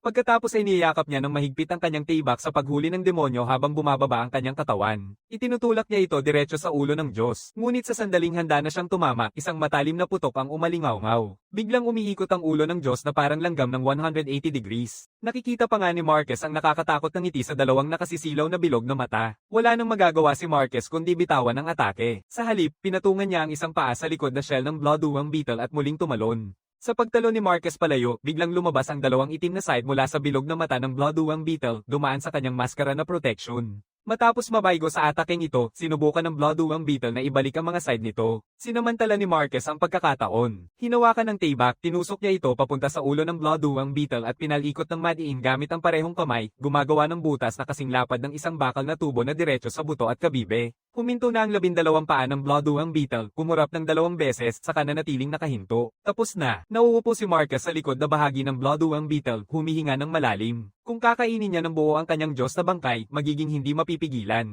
Walang mas magandang pagkakataon kaysa ngayon. Pinuto ni Marcus ang kasukasuan ng binti ng kabute, inalis ang laman sa loob at ginawa itong straw. Inilalagay niya ito sa katawan ng Bloodwang Beetle at nilulo ng sabik ang berdeng likido sa loob. Matapos ang 1 minuto ng tuloy-tuloy na pag-inom, nauubos ang likido. Masaya si Marcus habang bumubuga ng hangin at tinatanggal ang likido sa kanyang bibig. Pagkatapos, isinara niya ang visor ng kanyang protection na suit at umupo ng relax sa ibabaw ng taliskis ng Bloodwang Beetle. Malapit lang, hindi alam ni Principal Chen ang ginawa ni Marcus. Akala niya nag-enjoy lang si Marcus tulad ng isang batang naglalaro. Pagkatapos magpahinga sandali, biglang nakarinig si Marcus ng mga kaluskos na tunog. Mukhang dumarating na naman ang mga alipin ng sandworm. Ilang oras ang lumipas, sinisiyasat ni Marcus ang bangkay ng Diyos na nakakalat sa lupa. Pinupunasan niya ang likidong nakasabit sa kanyang mga labi. Sa parehong oras, nagbabago ang impormasyon ng sequence sa kanyang isipan. Umusad na ang landas ng pagbagsak ng Diyos. Kasalukuyang antas 3 ang sequence. Ang mandirigmang nakatali sa dugo ay nakakakuha ng bagong kasanayan, ang dangal sa laban. Pagkatapos pumatay ng isang Diyos, lahat ng kasalukuyang kakayahan ay permanenteng tataas ng 100%.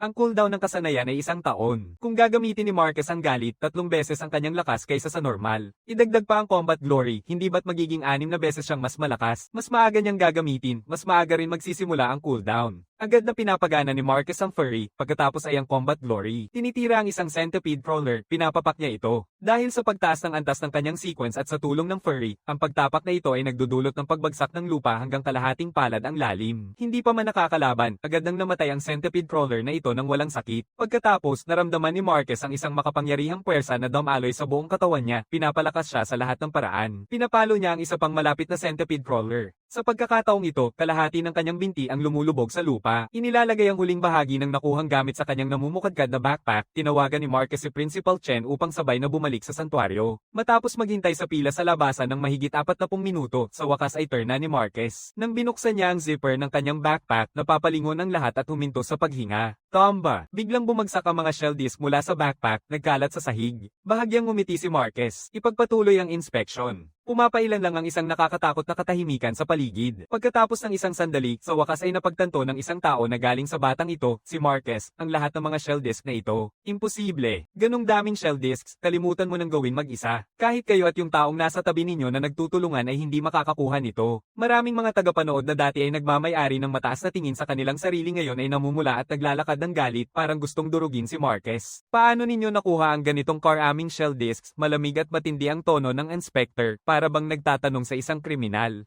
May mga patakaran ba ang Awakened Administration Bureau na nagsasabi na kailangan naming ipaliwanag ang proseso ng panghuhuli ng Diyos? Nabago ang kanyang ekspresyon at labis na hindi nagustuhan, ngunit wala siyang magagawa kundi ituloy ang inspection ayon sa mga alituntunin. Higit 2 oras ang inubo sa buong proseso. Sa wakas, inanunsyo ng inspector ang mga gantimpala ni Marcus bilang tagapagbantay ng Diyos. Una, kabuuang 800 puntos bilang tagapagbantay ng Diyos. Dahil ito ay isang solo squad, doble ang puntos, kaya 1,600 puntos. Pangalawa, kabuuang 800,000 na tanso at 80 bote ng serum pang evolusyon. Dahil sa napakalaking halaga ng gantimpala, mangyaring kunin ito sa pinakamalapit na opisina ng Bureau. Halos mapangiti si Marcus. 500,000 baryang ang katumbas ng mahigit 100,000 pilak. Naging mayaman siya magdamag. Habang binabawi ni Marcus ang kanyang walang laman ng backpack at nakatakdang lumakad, biglang may tumawag. Sandali, lumingon si Marcus at nakita ang isa sa mga taong nagtanong sa kanya kanina. Anong gusto mo? Hinahamon kita sa arena ng laban. Ihuhula ko na ang pribilehiyo ay nasa Sanctuary Exit 38,324.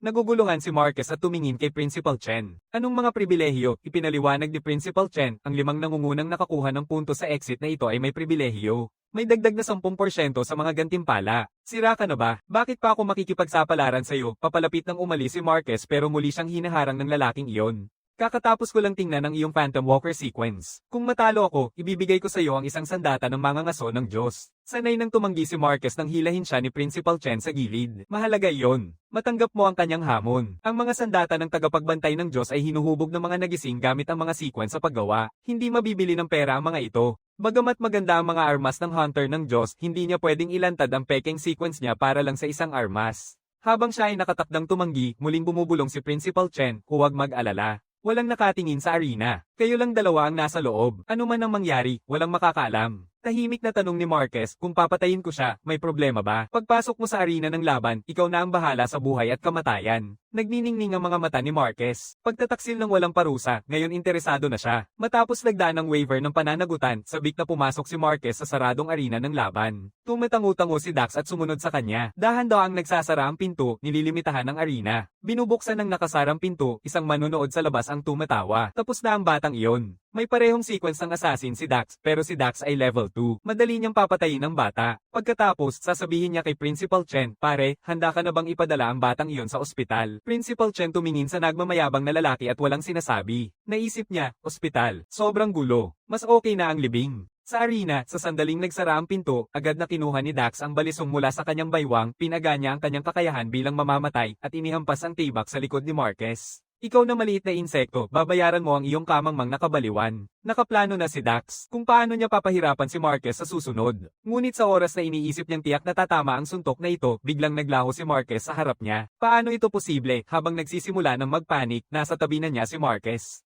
Kakayahan ni Marquez ay lampas na sa karaniwang nagising, lalo na't ang karangalan sa laban ay doble sa kanyang mga katangian, at ang galit ay tripli pa, ang kombinasyon ay nagbibigay sa kanya ng 6 na beses na lakas at liksi. Wala nang paraan si Dax na makapagtanggol. Hindi makasabay ang katawan niya sa galaw ni Marquez. Sa sulok ng mata niya, nakikita niya ang nakakalokong ngiti ni Marquez. Sa sandaling ito, agad niyang na-realize na hindi pala isang mamamatay tao si Marquez at tiyak na mas mataas ang antas ng sequence ni Marquez kaysa sa kanya. Nauunawaan ito, agad niyang pinindot ang surrender button sa kanyang pulse ares pero hindi siya binigyan ni Marquez ng pagkakataon. Tumaas ng mataas ang kamao ni Marquez at mahina siyang bumubulong sa tainga ni Dax. Salamat. Bumagsak ang kamao, tinamaan ng diretso sa pisngi ni Dax. Hindi pa man niya nararamdaman, wala na siyang magagawa. Biglang nagsisikip ang kanyang paningin, tapos biglang naglaho. Huminto si Dax sa pag-iisip, muling unti-unting bumubukas ang gate ng arena ng laban. Nagpapahayag ng pagkabigla ang iba. Iilan lang ba, tapos na agad. Napatay na kaya ni Dax yung batang yon, malinaw niyang sinabi na papahirapan niya muna ito. Paano natapos ito sa 1 minuto lang kung alam kong ganito kabilis, hindi na sana ako pumunta. Ang boring. Sandali, may mali. Tingnan mo, sundan ng tinuturo ng taong iyon, biglang lumaki ang mga mata ng lahat. Sa harap ng lahat ng nagulat, lumalabas si Marquez mula sa gate na puno ng dugo, hawak pa rin ang tibak. Kinabukasan, dumating si Marquez sa silid-aralan. Pag-upo niya, may 2 tao na biglang lumitaw sa harap niya. Tumingin si Marquez pataas. Sila si Jade Sterling at Brandon Yang. Hinawakan ni Jade ang braso ni Brandon. Ang tingin niya kay Marquez ay puno pa rin ng takot. Brandon sabi, Marquez, pareho kayong nagising ng tito ko. Pwede bang magpakumbaba ka naman at itigil ang pag-iimbot kay Jade? Tinitigan ni Marquez si Jade ng may pandidiri. Ito ang backup na nahanap mo. Jade ay umuubo. Marquez, talagang alam kong mali ako. Tumingin muli si Marquez kay Brandon.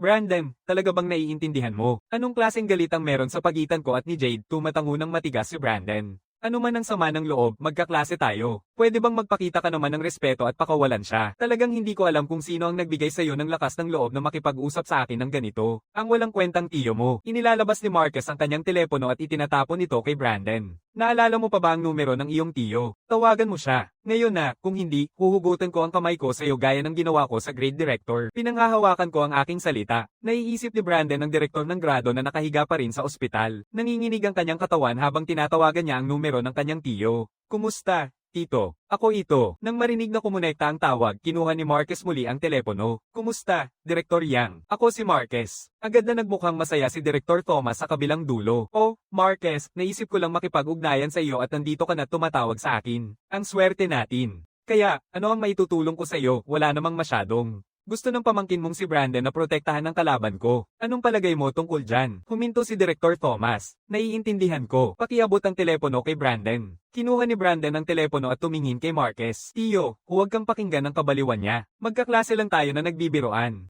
Anong sama ng loob, isang malamig na boses ang nanggagaling sa kabilang dulo. Itigil mo na ang ugnayan sa taong iyon at humingi ng tawad kay Marquez. Kung hindi ka papatawarin ni Marquez, wala nang kaugnayan ng pamilya mo sa akin. Naiintindihan, naririnig ni Brandon ang hindi mapag-aalinlangan ng tono ng kanyang tiyo at ang kanyang mukha ay naging mapatlo ng husto. Maaari lamang siyang tumugon ng mahina. Opo, tito, naiintindihan ko. Pagkatapos ay ibinabalik niya ang telepono kay Marquez, puno ng ayaw at pagkalito ang mga mata niya. Marquez kinuha ang telepono. Hello, Direktor Yang. Salamat. Agad na muling naging masigla si Direktor Thomas nang marinig ang boses ni Marquez. Marquez, kailan ka libre? Magkainan tayo. Sige. Dahil interesado kang kumain, masaya akong sasama. Ikaw ang magpapasya ng oras at lugar. Binaba ni Marquez ang telepono at tumingin kina Brandon at Jade. Brandon, ano sa tingin mo? Agad na yumuko si Brandon kay Marquez. Pasensya na, Marquez, kasalanan ko ang nangyari noon. Hindi na ako makikialam sa pagitan ninyo ni Jade. Nang marinig na hindi siya matutulungan ni Brandon, nagpanik si Jade at niyakap ang kanyang braso upang pigilan siya. Alam ni Brandon na siya ang may kasalanan at hindi niya matapang na tignan si Jade. Inaalis niya ang kamay nito at umalis sa silid-aralan. Ngumingiti si Marquez ng may interes. Binabati kita sa pagkakita ng isang matalino. Masiyahan ka sa iyong huling sandali ng kapayapaan. Nang marinig ito, naging mapatla ang kulay ni Jade na parang plaster, walang buhay. Si Marquez ay isang gising at ulila na walang kahinaan. Sandali, kahinaan. Wala siyang kahinaan mismo, pero ang mga tao sa paligid niya ay meron. Mukhang maganda ang relasyon ni Marquez kay Ginoong Rose sa library at kay Vivian Chen. Kailangan nga, habang iniisip ito, lumiwanag ang mga mata ni Jade. Kung magagawa niyang magkaroon ng leverage sa 2 taong ito, baka mapilitan si Marquez na mag-atubili sa kanyang gagawin. Pagkatapos ng klase, bumalik si Marquez sa opisina ng principal. Habang sinusuri niya ang mga materyales gaya ng dati, biglang may kumatok sa pintuan ng opisina ng punong guro. Pagbukas ng pinto, pumasok ang isang matandang lalaki na may puting buhok. Ang galing mo, Marquez. Niloko mo ako. Tahimik na tinitigan ni Marquez si Detective Victor nang walang sagot. Nagtatrabaho ako sa pulisya ng 40 taon. Nasangkot na ako sa panlilinlang ng 5 beses. Ikaw ang pinakabata. Noong huli kitang nakita sa bodega ng internet cafe, akala ko talaga ikaw ay isang mahirap na batang nagsusumikap. Ninakaw ni Frank na medyo mayaman, nasalot, hindi ko akalain na isang 17 taong gulang na estudyante sa high school ang kayang manipulahin si Frank, sabi ni Detective Victor sa sarili. Nanatiling tahimik si Marquez. Nang malaman ni Detective Victor na nagising na siya bilang isang nagising, naging walang silbi ang lahat ng mga dahilan.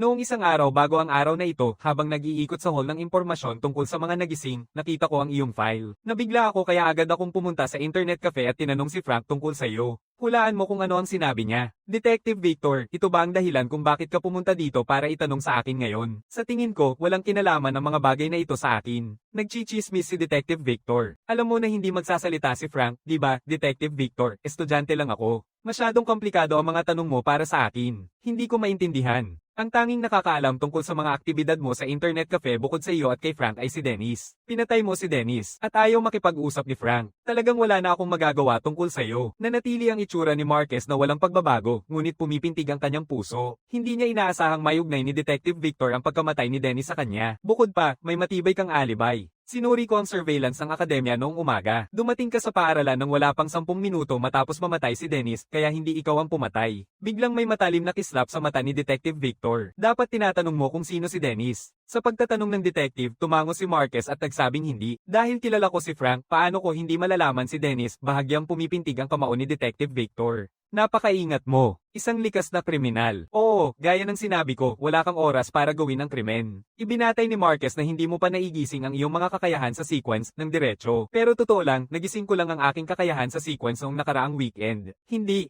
Pwedeng magpanggap ka na nagising ka lang noong nakaraang weekend. Habang ginagamit mo talaga ang mga kakayahan sa sequence ng mas maaga, nag-angat si Marquez ng balikat. Detective Victor, interesante ang teori mo, pero paano mo ito mapapatunayan? Huminga si Detective Victor. Gaya ng sinabi ko kanina, napakaingat mo. Sinunog mo ang katawan ni Dennis. Ang kanyang utak ay pinalambot na. Ang kakayahan ng walang hanggang serye na echo ng kamatayan ay hindi maaaring gumana, seryosong sabi ni Marquez. Detective Victor, ang lahat ng sinasabi mo ay haka-haka lang ng walang ebidensya, kaya huwag mong sabihin na sinunog ko ang katawan ni Dennis. Dahil hindi ko ginawa. Sige, ikaw na ang bahala. Ngumiti si Detective Victor nang walang pakialam at nagpatuloy. Binasag mo ang bungo ni Dax. Ang kanyang mga utak ay nagkalat sa buong arena ng laban, kaya hindi namin nabasa ang kanyang mga alaala bago mamatay. Ang pagpatay kay Dax ay isang sandaling pagkawala ko ng kontrol. Pasensya na. Tungkol naman sa iba pang mga bagay na binanggit mo, Detective, talaga namang hindi ko alam. Hinuhugot ni Detective Victor ang sigarilyo at sinisindihan ito. Alam mo, ilang araw bago pumanaw si Dennis, 2 hintuan mula sa Sanctuary 54,300, exit 20, natagpuan namin ang 3 sunog na bangkay. Nang marinig ito, hindi mapigilan ang pagtigas ng buong katawan ni Marquez. Hindi niya inasahan na may uugnay ni Detective Victor ang kasong ito. Detective Victor nakahawak ng sigarilyo sa bibig, nakangisi ang mga labi, at tuloy-tuloy na nagsasalita ng walang pagod.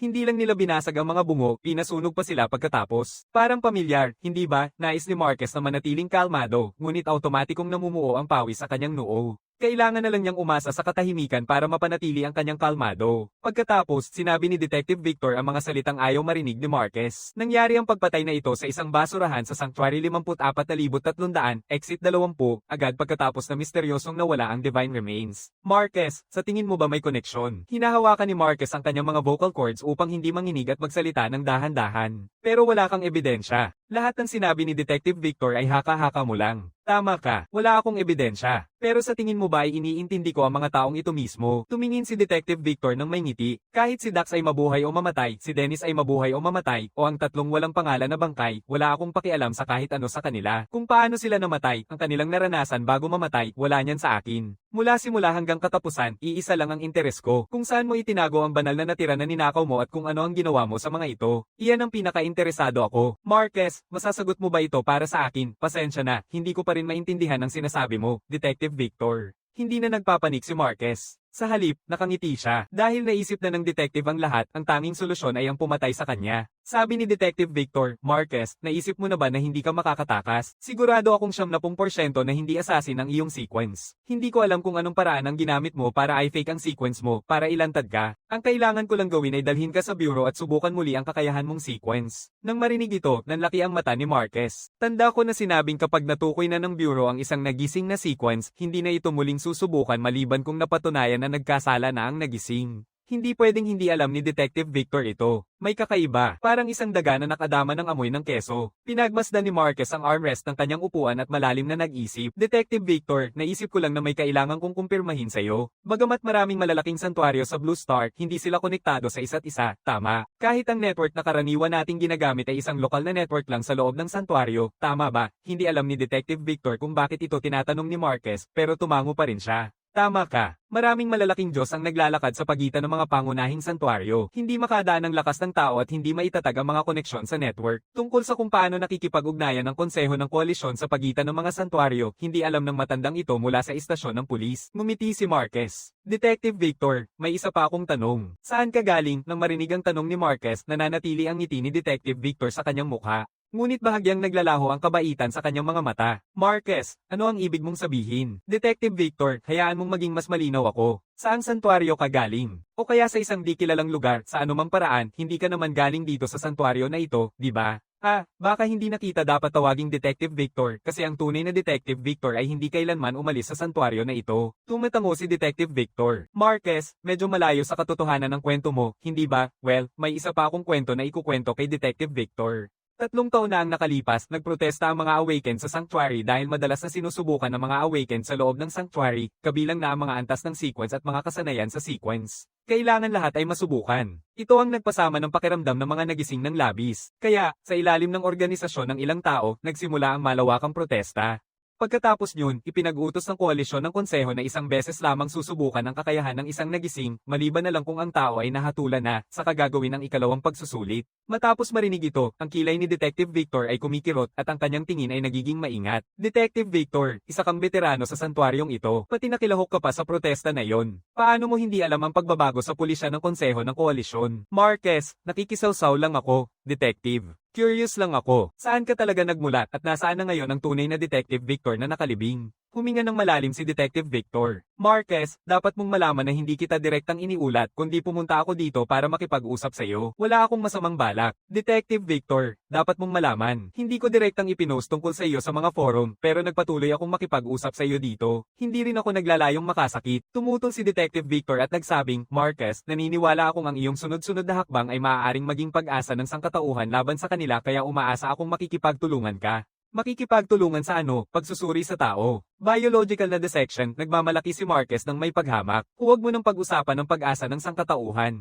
Noong wala akong pag-asa sa buhay, hindi kailanman ako iniligtas ng tao. Dahil ayaw mong maniwala sa akin, hindi na ako magsasalita pa. Siyempre, hindi ko rin pipilitin ang aking mga saloobin at hangarin sa iyo. May mga bagay na maiintindihan mo rin balang araw. Habang tinatapos niya ang kanyang salita, muli niyang isinusuot ang kanyang scarf sa kanyang leeg at iniwan ng sofa. Matapos siyang paalisin ni Detective Victor, huminga ng malalim si Marquez ng isang maluwag na hininga. Halos siyang kunin ng matandang iyon para sa dissection. Malinaw na kung tama ang kanyang hula, tiyak na galing si Detective Victor sa ibang santuaryo. Hindi kayang gawin ito ng isang ordinaryong pagkakasunod-sunod ng balanse, o kaya may isang makapangyarihang organisasyon sa likod niya. Pagkatapos umalis sa akademya, sumakay si Marquez ng bus papunta sa kagawaran ng edukasyon. Sa 5 bote ng serum, nakuha ni Marquez ang espesyal na pagtanggap sa universidad mula kay Direktor Thomas. Malinaw na hindi nasisiyahan si Direktor Thomas, ngunit ang matatag na paninindigan ni Marquez ay nagpatakot sa kanya na humingi pa. Tanging pumayag lang siya sa kasunduan pintuang ito. Hindi nagtagal matapos umalis si Marquez, may isang matandang lalaki na kumatok sa pintuan ng opisina ni Direktor Thomas. Thomas, pasensya na at nakagagambala ako sa iyong trabaho. Hindi gaanong mahalaga si Direktor Thomas kay Kuya Robert. Ano yun? Aba, yung batang hamak na si Brandon umuwi at sinabi sa akin kung ano ang nangyari sa klase kaninang umaga. Galit na galit ako kaya siya pinagsakot ko dito para humingi ng tawad sa'yo. Putang ina, pumasok ka dito at humingi ng tawad sa tito mo. Tito, pasensya na po ako. Director Thomas ninog ang leeg niya at sinabi kay Brandon, hindi ko ba sinabi sa'yo na huwag kang magpakitang ari-arian dito, sa eskwela, dahil lang anak ka ng pinsan ko? Sabihin ko na sa'yo, swerte ka ngayon. Kailangan lang ni Marquez na magpakitang gilas kaya hindi niya ginawa ng husto sa'yo. Kung hindi, kung pinatay ka niya, hindi na ako makakahanap ng hustisya para sa'yo. Naiintindihan mo. Matapos marinig ito, nag-aalangan si Robert na sabi, Thomas, hindi ba't estudyante lang si Marquez, paano niya mapapatay ang isang tao? Ang pagiging pasaway ni Brandon ay dahil pinalaki mo siyang spoiled. Director Thomas ay malamig na tumuturo kay Robert. Pinagsabihan na kita, hindi mo pwedeng utusan si Marquez. Ngayon sinabi niya na may puot siya sa batang babae na iyon. Hinding-hindi na siya tatagal kung magpapalala ka pa at mawawala ang mga buhay ninyo. Huwag mong asahan na tutulungan kita. Mula ngayon, kung may magtanong tungkol kay Marquez, iisa lang ang sagot ko. Hindi ko alam. Tiyo, pero kaklase ko si Marquez. Kung sasabihin kong hindi ko alam, walang maniniwala sa akin.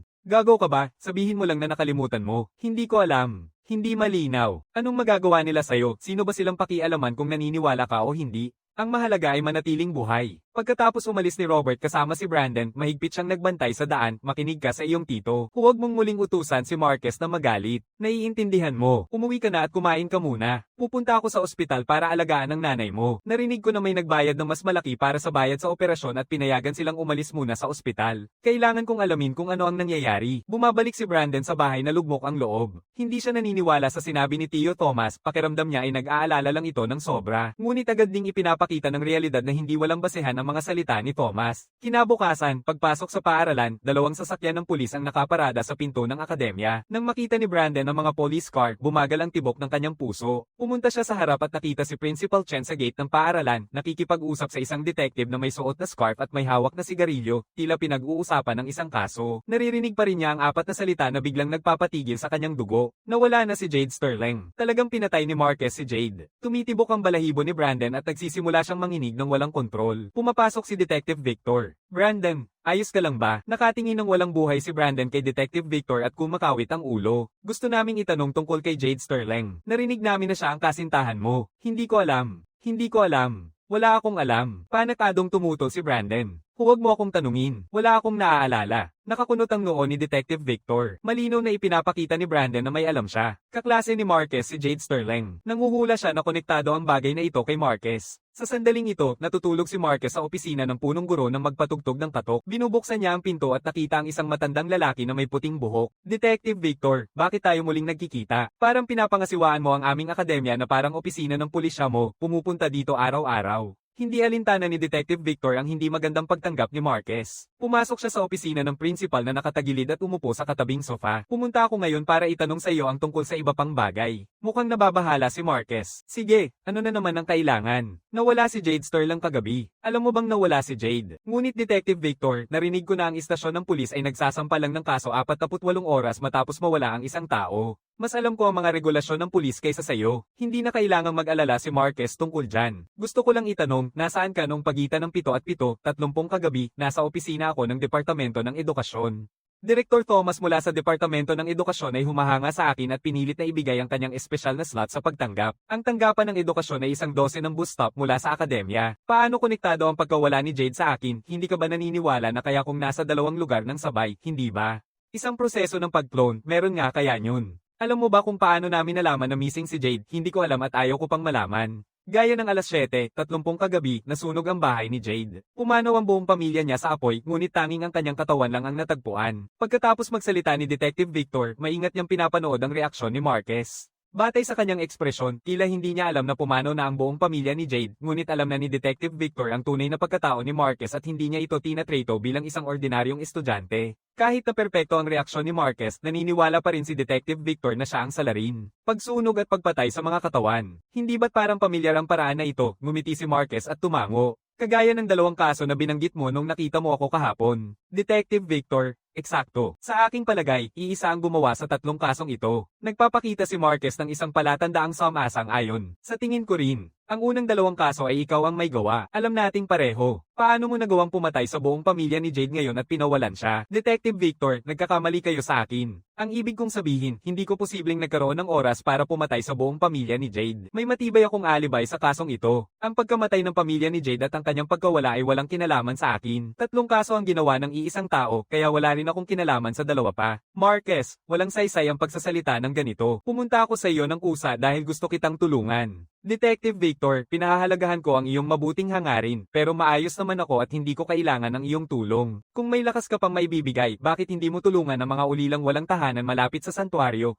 Sandali, ikaw din pala ay isang ulilang walang tahanan. Kung ganito ang pananaw mo, wala na akong magagawa. Pero, nais ko sanang magtanong, napatay ba o sinunog muna ang pamilya ni Jade o sinunog pagkatapos mapatay? Hindi kami pwedeng maglabas ng detalye ng kaso. Sumasagot si Marquez ng baluktot ang balikat. Sige na nga, sana'y maging maganda ang iyong pag-iimbestiga. Hindi nakakuha si Detective Victor ng anumang kapakipakinabang na impormasyon mula kay Marquez. Ang pangunahing dahilan ay hindi niya maipaliwanag kung paano nakapatay si Marquez mula sa malayo. Lahat ng palatandaan ay nagpapakita na konektado si Marquez sa pagkawala ni Jade. Nakatigil si Detective Victor sa isang walang katapusang daan. Nagsisimula na siyang magtaka kung ang sequence ni Marquez ay may kinalaman sa naantalang pagpatay o cloning. Pagkatapos umalis ni Detective Victor, bumaling si Marquez sa kanyang upuan, inaayos ang kanyang mga iniisip. Ang tanging tao na may galit kay Jade ay siya mismo. Sa huli, ipinadala niya ang kanyang Tio Vince para hanapin siya. Isang puot na walang hanggan. Maliban sa sarili, sino pa ang pwedeng pumatay sa kanila? Biglang pumasok sa isipan ni Marquez ang isang larawan ng isang dalagang may mahahabang buhok at malalaking mata. Ang kanyang matamis na ngiti ay nagpapakaba sa kanya ng buong katawan. Parang na-shock, agad na tumayo si Marquez mula sa upuan. Dumating si Marquez sa aklatan. Nakikita niya si Vivian Chen na tahimik pa ring nagtatrabaho mag-isa sa mga problema. Gusto kong itanong sa iyo ang isang bagay. Ako iyon. Diretsang sumagot si Vivian, nakangiti ng kalmado kay Marquez. Gusto niyang saktan ako, kaya pinatay ko siya. May problema ba? Well, walang problema. Lahat ng kanyang pamilya ay palaging nagdudulot ng problema sa akin, kaya pinatay ko ang buong pamilya niya. May problema ba? Walang problema. Heto na nga, matapos magpalitan ng ilang salita, ipinagpatuloy ni Vivian ang pagtatrabaho sa kanyang mga problema. Bagamat medyo curious pa rin, hindi na nagtanong pa si Marquez dahil mayroon din siyang mga lihim na hindi niya maaaring ibunyag. Habang naghahanda si Marquez na pumasok sa klase, bigla siyang nakarinig ng iyak. Isang batang babae na may bilog na mukha ang nakatayo sa pasukan ng aklatan, umiiyak at nagtatanong, pasensya na, sino si Marquez? Ako si Marquez, anong problema? Ang lola ko ay si Ginang. Rose. Sinaktan siya sa ospital at tinakaw ang pera niya. Sinabihan niya akong sumakay ng bus pabalik at hanapin ka. Naging malamig ang ekspresyon ni Marquez. Bumaling siya kay Vivian. Kailangan kong pumunta sa bahay ni Mrs. Rose. Pasensya na at nakakaabala na naman ako sa pagsara ng aklatan ngayon. Pagdating sa ospital, sumalubong sa kanya ang amoy ng disinfectant. Sinasundan si Lily Rose sa ospital, di nagtagal ay nakakita siya ng grupo ng mga doktor at nurse na nagtipon, kasama ang ilang matangkad at matipunong lalaki na nakasuot ng plain clothes na nakatayo sa malapit. Nakita si Mrs. Rose na duguan, nihigpitan ni Marquez ang panga niya. Ako ang pamilya ni Mrs. Rose. Paumanhin po, natatakot pa rin ang nurse. Nakikita niyang parang estudyante lang si Marquez, natatakot siyang mauwi ito katulad ng matandang babae na nakahandusay doon, binugbog hanggang sa halos mamatay ng mga goons na iyon ng walang paliwanag. Maasahan kang bata pa, huwag masyadong padalos-dalos. Habang nagsasalita, tinitigan ng nurse si Marquez na nagsasabi na hindi basta-basta makikipag-ugnayan ng mga mabibigat na lalaki sa paligid. Ngumiti si Marquez sa nurse. Salamat, pero huwag kang mag-alala. Kakayanin ko. Nakikita ang pagtitiwala ni Marquez sa kanyang pagsasalita, hindi tulad ng isang karaniwang estudyante. Nagtatanong ang nurse ng may curious, sino ka? Tumingin si Marquez sa mga mabagsik na lalaki, isang taong kayang pumatay ng walang haharapin na parusa.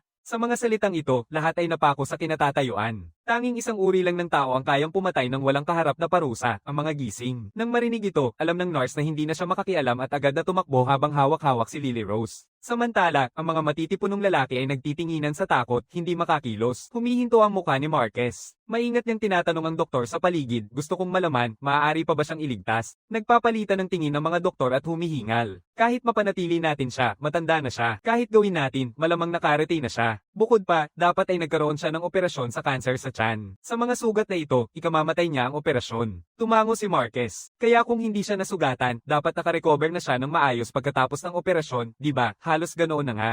Pumunta sa ospital kahapon ang matandang babae. Maganda ang lahat ng resulta ng kanyang mga pagsusuri. Kung aalisin ang cancer na bahagi ng tiyan, hindi magiging mahirap ang paggaling. Agad na tinuturo ng isang gun malapit sa doktor na ito at sumisigaw ng walang kwentang salita. Kaninang sinabi mong hindi na maliligtas ang matandang babae kahit na siya ay nasaktan o hindi. Takot na tinitingnan ng doktor ang guns. Sabi mo lang kanina na sabihin ko yan. Hindi ko talaga sinabi. Nanginginig ang mata ng guns. Nagsasalita ka ng walang kwenta. Naghahanap ng laban. Itinaas ng gago ang kamao niya para suntukin ang doktor. Boom! Biglang may isang anino na bumungad sa harap ng taong bulag. Ang taong bulag ay lumipad na parang bala, bumangga sa isang hanay ng mga istante sa pasilyo. Inilalayo ni Marquez ang kanyang kamao at tinitigan ng thug na nakahiga sa lupa, saka patuloy na pinapanood ang bahagyang pag-angat at pagbaba ng dibdib ni Mrs. Rose. Nagulat ang doktor, hindi makakilos o makapagsalita. Hindi pinapansin ni Marquez sila. Nakatingin sa mukha ni Mrs. Rose na puno ng dugo, dahan-daang niyayakap niya ang kanyang mga kamao. Pakiusap, unahin mo siyang iligtas. Hindi problema ang pera, ako na ang magbabayad. Nang marinig ito, nakaramdam ng ginhawa ang mga doktor. Oo, agad kaming pupunta para iligtas siya. Tinitingnan ni Marquez ang mga lalaking nakasimangot ang mukha at sa huli ay tumitig siya sa isang medyo mas batang lalaking nasa katamtamang edad. Kahit na medyo natatakot din ang lalaking ito, matapang pa rin siyang tumingin ng diretso kay Marquez. Mayroon siyang mapagkakatiwalaan. Ikaw ay iba sa kanila. Mukhang ikaw ang pinaka hindi kapakipakinabang, kaya ikaw ang dapat na namumuno. Anak ng tao na ito ay pilit na tumayo ng diretso at matigas na sabi, at ano kung ganun, huwag mong akalaing ikaw lang ang nagising. Malawak ang santuaryo na puno ng mga tagong talento. Hindi ka pwedeng basta-basta lang magpakasaya. Tumango si Marquez. Tama nga, sang-ayon ako sa sinabi mo, kaya hindi pa kita pinuntirya, pero grabe ang sugat mo sa kanya. Sa puntong ito, hindi na pwedeng magpanggap lang. Sabi mo, sino ang sumusuporta sa'yo? Habang nagsasalita, inilalabas ni Marquez ang kanyang telepono. Kung kayo ay mabubuhay o mamamatay ay nakasalalay sa kung gaano kahalaga ang pangalan na ibibigay ninyo sa akin. Hawak ni Marquez ang kanyang telepono, matalim na nakatingin sa lalaking nasa katandaan bago niya. Nang walang dahilan, nagpanik ang puso ng lalaki. Isang biglaang masamang pakiramdam ang pumuno sa kanyang isipan. Hindi mo ako pwedeng patayin. Kung papatayin mo ako, mananagot ka. Biglang tumunog ang telepono ni Marquez sa sandaling ito. Kumusta, Direktor Yang? Anong balita? Direktor Thomas, parang medyo galit ang tono sa kabilang linya. Marquez, hindi ba't nagkasundo tayo na magkikita sa akademya ngayon? Nakuha mo na ang espesyal na pagtanggap at ngayon ay uma-address ka na, pati kung paano mo ako tinatawag ay binago mo na. Ngayon lang naalala ni Marquez na nangako siya kay Direktor Thomas na ibibigay niya ang serum ng ebolusyon ngayon. Pasensya na, Tio Thomas. Nasa ospital ako, may inaayos lang. Pwede ko bang ibigay bukas? Nasa ospital ka, nasugatan ka ba sa panghuhuli ng mga Diyos? Hindi. May pinalo na kamag-anak sa ospital. Pumunta ako para alamin ang kalagayan. Nang marinig ito, natatawa si Direktor Thomas. Pinagbubugbog mo ang kamag-anak mo, mukhang gusto nilang mamatay. Sige, bukas na lang ako kapatid, tulungan mo ako. Sa sandaling ito, ang lalaking nasa harap na nasa katanghaliang tatag ay pabulang sumisigaw sa telepono. Kapatid, iligtas mo ako. Ako ito. Nasa ospital ako nagpapagamot sa iyong biyenan at aksidenteng nakasakit ng iba. Pakiusap, dali mong iligtas ako. Tahimik sandali si Direktor Thomas sa kabilang linya, pagkatapos ay sabi, Marquez, pakibigay na lang sa taong iyon ang telepono. Direktor Yang, hindi kasing dali ng dati ang pag-aasikaso sa bagay na ito. Isa-isip mo iyon. Kinuha niya ang telepono gamit ang parehong kamay. Hello, kuya, ako ito. Kagabi pa sinabi ko sa'yo huwag mong utusan si Marquez. Anong ginagawa mo? Ginagawa mo pang problemayan ako ng sadyang hindi ka nakinig ng pinagsabihan ko si Brandon. Hindi ko alam na kamag-anak ni Marquez ang matandang iyon. Hindi ba't ulila siya? Paano ko malalaman? Pero kahit paano, mula nang lumitaw siya, ibig sabihin wala kang ibang magawa kundi saktan ng isang matandang babae. Hindi. Kuya, alam mong matagal na akong nakapila ng halos kalahating taon para sa operasyon ng iyong hipag. Bigla na lang may nagbayad ng malaking pera para makalusot. Syempre hindi ko matatanggap yon. Sa maliit mong pera, nakasali ka lang sa listahan ng paghihintay dahil sa mga koneksyon ko. At ikaw pa ang mapili at pipigil sa kita ng ospital, sino ang nagbigay sa'yo ng lakas ng loob.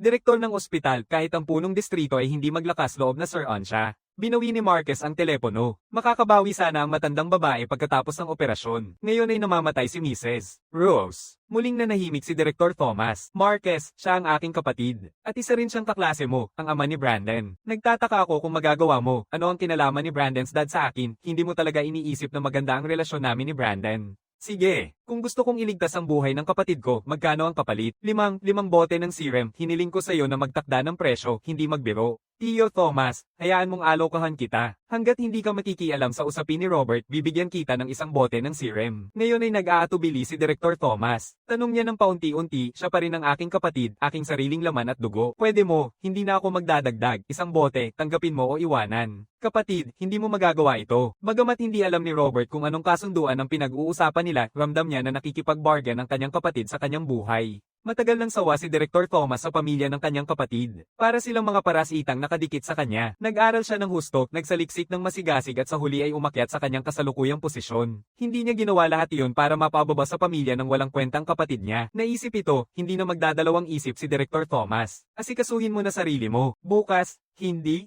Sa araw pagkatapos. Makikita tayo sa araw pagkatapos ng bukas. Sige, Paul. Binaba ni Marcus ang telepono at tinitigan si Robert na mapatla ang mukha tulad ng papel. Hindi tutulong ang iyong kapatid. Maliban kay Thomas, mayroon ka pa bang ibang sumusuporta? Kung meron, magsalita ka agad. Sa banyo, hinuhugasan ni Marcus ang dugo sa kanyang mga kamay. Pagkatapos ay kinuha niya ang kanyang telepono at tinawagan ang bureau. Hello? Oo, ganito lang. May napatay akong ilang tao. Isusuko na ako. Malapit nang dumating ang 2 tao na nakasuot ng formal. Mukhang nagulat sila. Tila hindi nila inaasahan na ang pumatay ng maraming tao ay isang teenager. Pinatay mo ang 7 tao. Ito ay isang napakahalagang insidente ng kaligtasan. Bilang parusa, kailangan mong makamit ang 14 na puntos ng God Hunter sa loob ng 6 na buwan. Habang kumukuha ng puntos, maaari ka lamang tumanggap ng gantimpalang serum ng ebolusyon, hindi pera. Naiintindihan? Sige, naiintindihan ko. Pasensya na sa abala. Isang opisyal ng bureau ang nagsasabi ng taimtim, mabuti at alam mong nakakaabala ito. Subukang pigilan ang sarili sa hinaharap. Huwag masyadong padalos-dalos. Maaaring iba tayo sa mga ordinaryong tao, ngunit sa huli ay nagbago tayo mula sa pagiging ordinaryo. Dapat pa rin nating igalang ang buhay. Pagkatapos, hinahanap ni Marcus ang doktor at magalang na nagtatanong, Dok, talagang hindi na mailigtas ang pasyente, humihingalo ang doktor.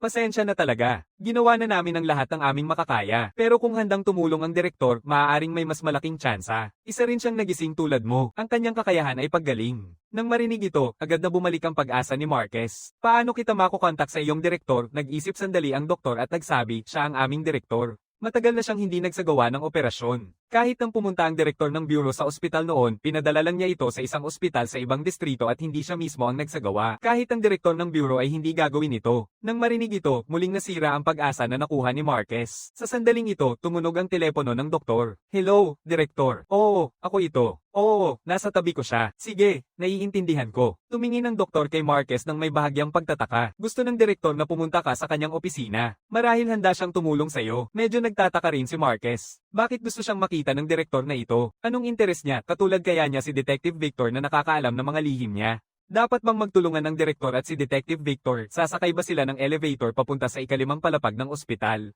Buong palapag ay opisina ng direktor. Si Marcus ba yun? Pasok. Isang mature at mahinahon na boses ng babae ang naririnig mula sa loob. Sige, ang direktor, habang naglalakad papunta sa loob, pinipindot ni Marcus ang pinto at nisalayan ng isang maganda at may mahabang buhok na babae na nakaupo sa harap ng computer na nagtatype. Ikaw si Marcus, isang estudyante sa Pinchuan Academy. Oo, ako iyon. Nang lumabas ka sa santuario para manghuli ng mga Diyos, hindi ka ba may guarantor? Ang iyong punong guro, si Richard Chen, kung willing siyang maging iyong tagapagpatunay, malamang na close kayo, ano? Hindi ganap na samasang ayon si Marcus baka hindi niya mapigilan ang hiling ni Dr. Lin mamaya. Sabi ni Dr. Sophia Lin, gamitin mo ang telepono mo para tawagan siya. Binubuksan ni Marcus ang numero ni Principal Chen at iniabot ito kay Dr. Lin. Ang nasa kabilang linya ay humihingal ng malalim. Hello, bata. Anong gusto mo ngayon? Abala ako. Magsalita ka ng mabilis, pero biglang namumula ang mga mata ni Dr. Lin. Richard Chen, ikaw ang mananakit ng puso. Tumigil sandali si Principal Chen sa kabilang linya, hindi sumagot at nagpatay ng tawag. Nang marinig ang beep mula sa telepono, mariing itinapon ni Dr. Lin ang telepono sa sahig. Agad kinuha ni Marcus ang telepono upang tingnan. Sa kasamaang palad, maliit na gasgas lang ang nasa likod. Maayos ang camera at screen. Dr. Lin pinupuno ang kanyang mukha na para bang nililinis ang luha sa mga sulok ng kanyang mga mata.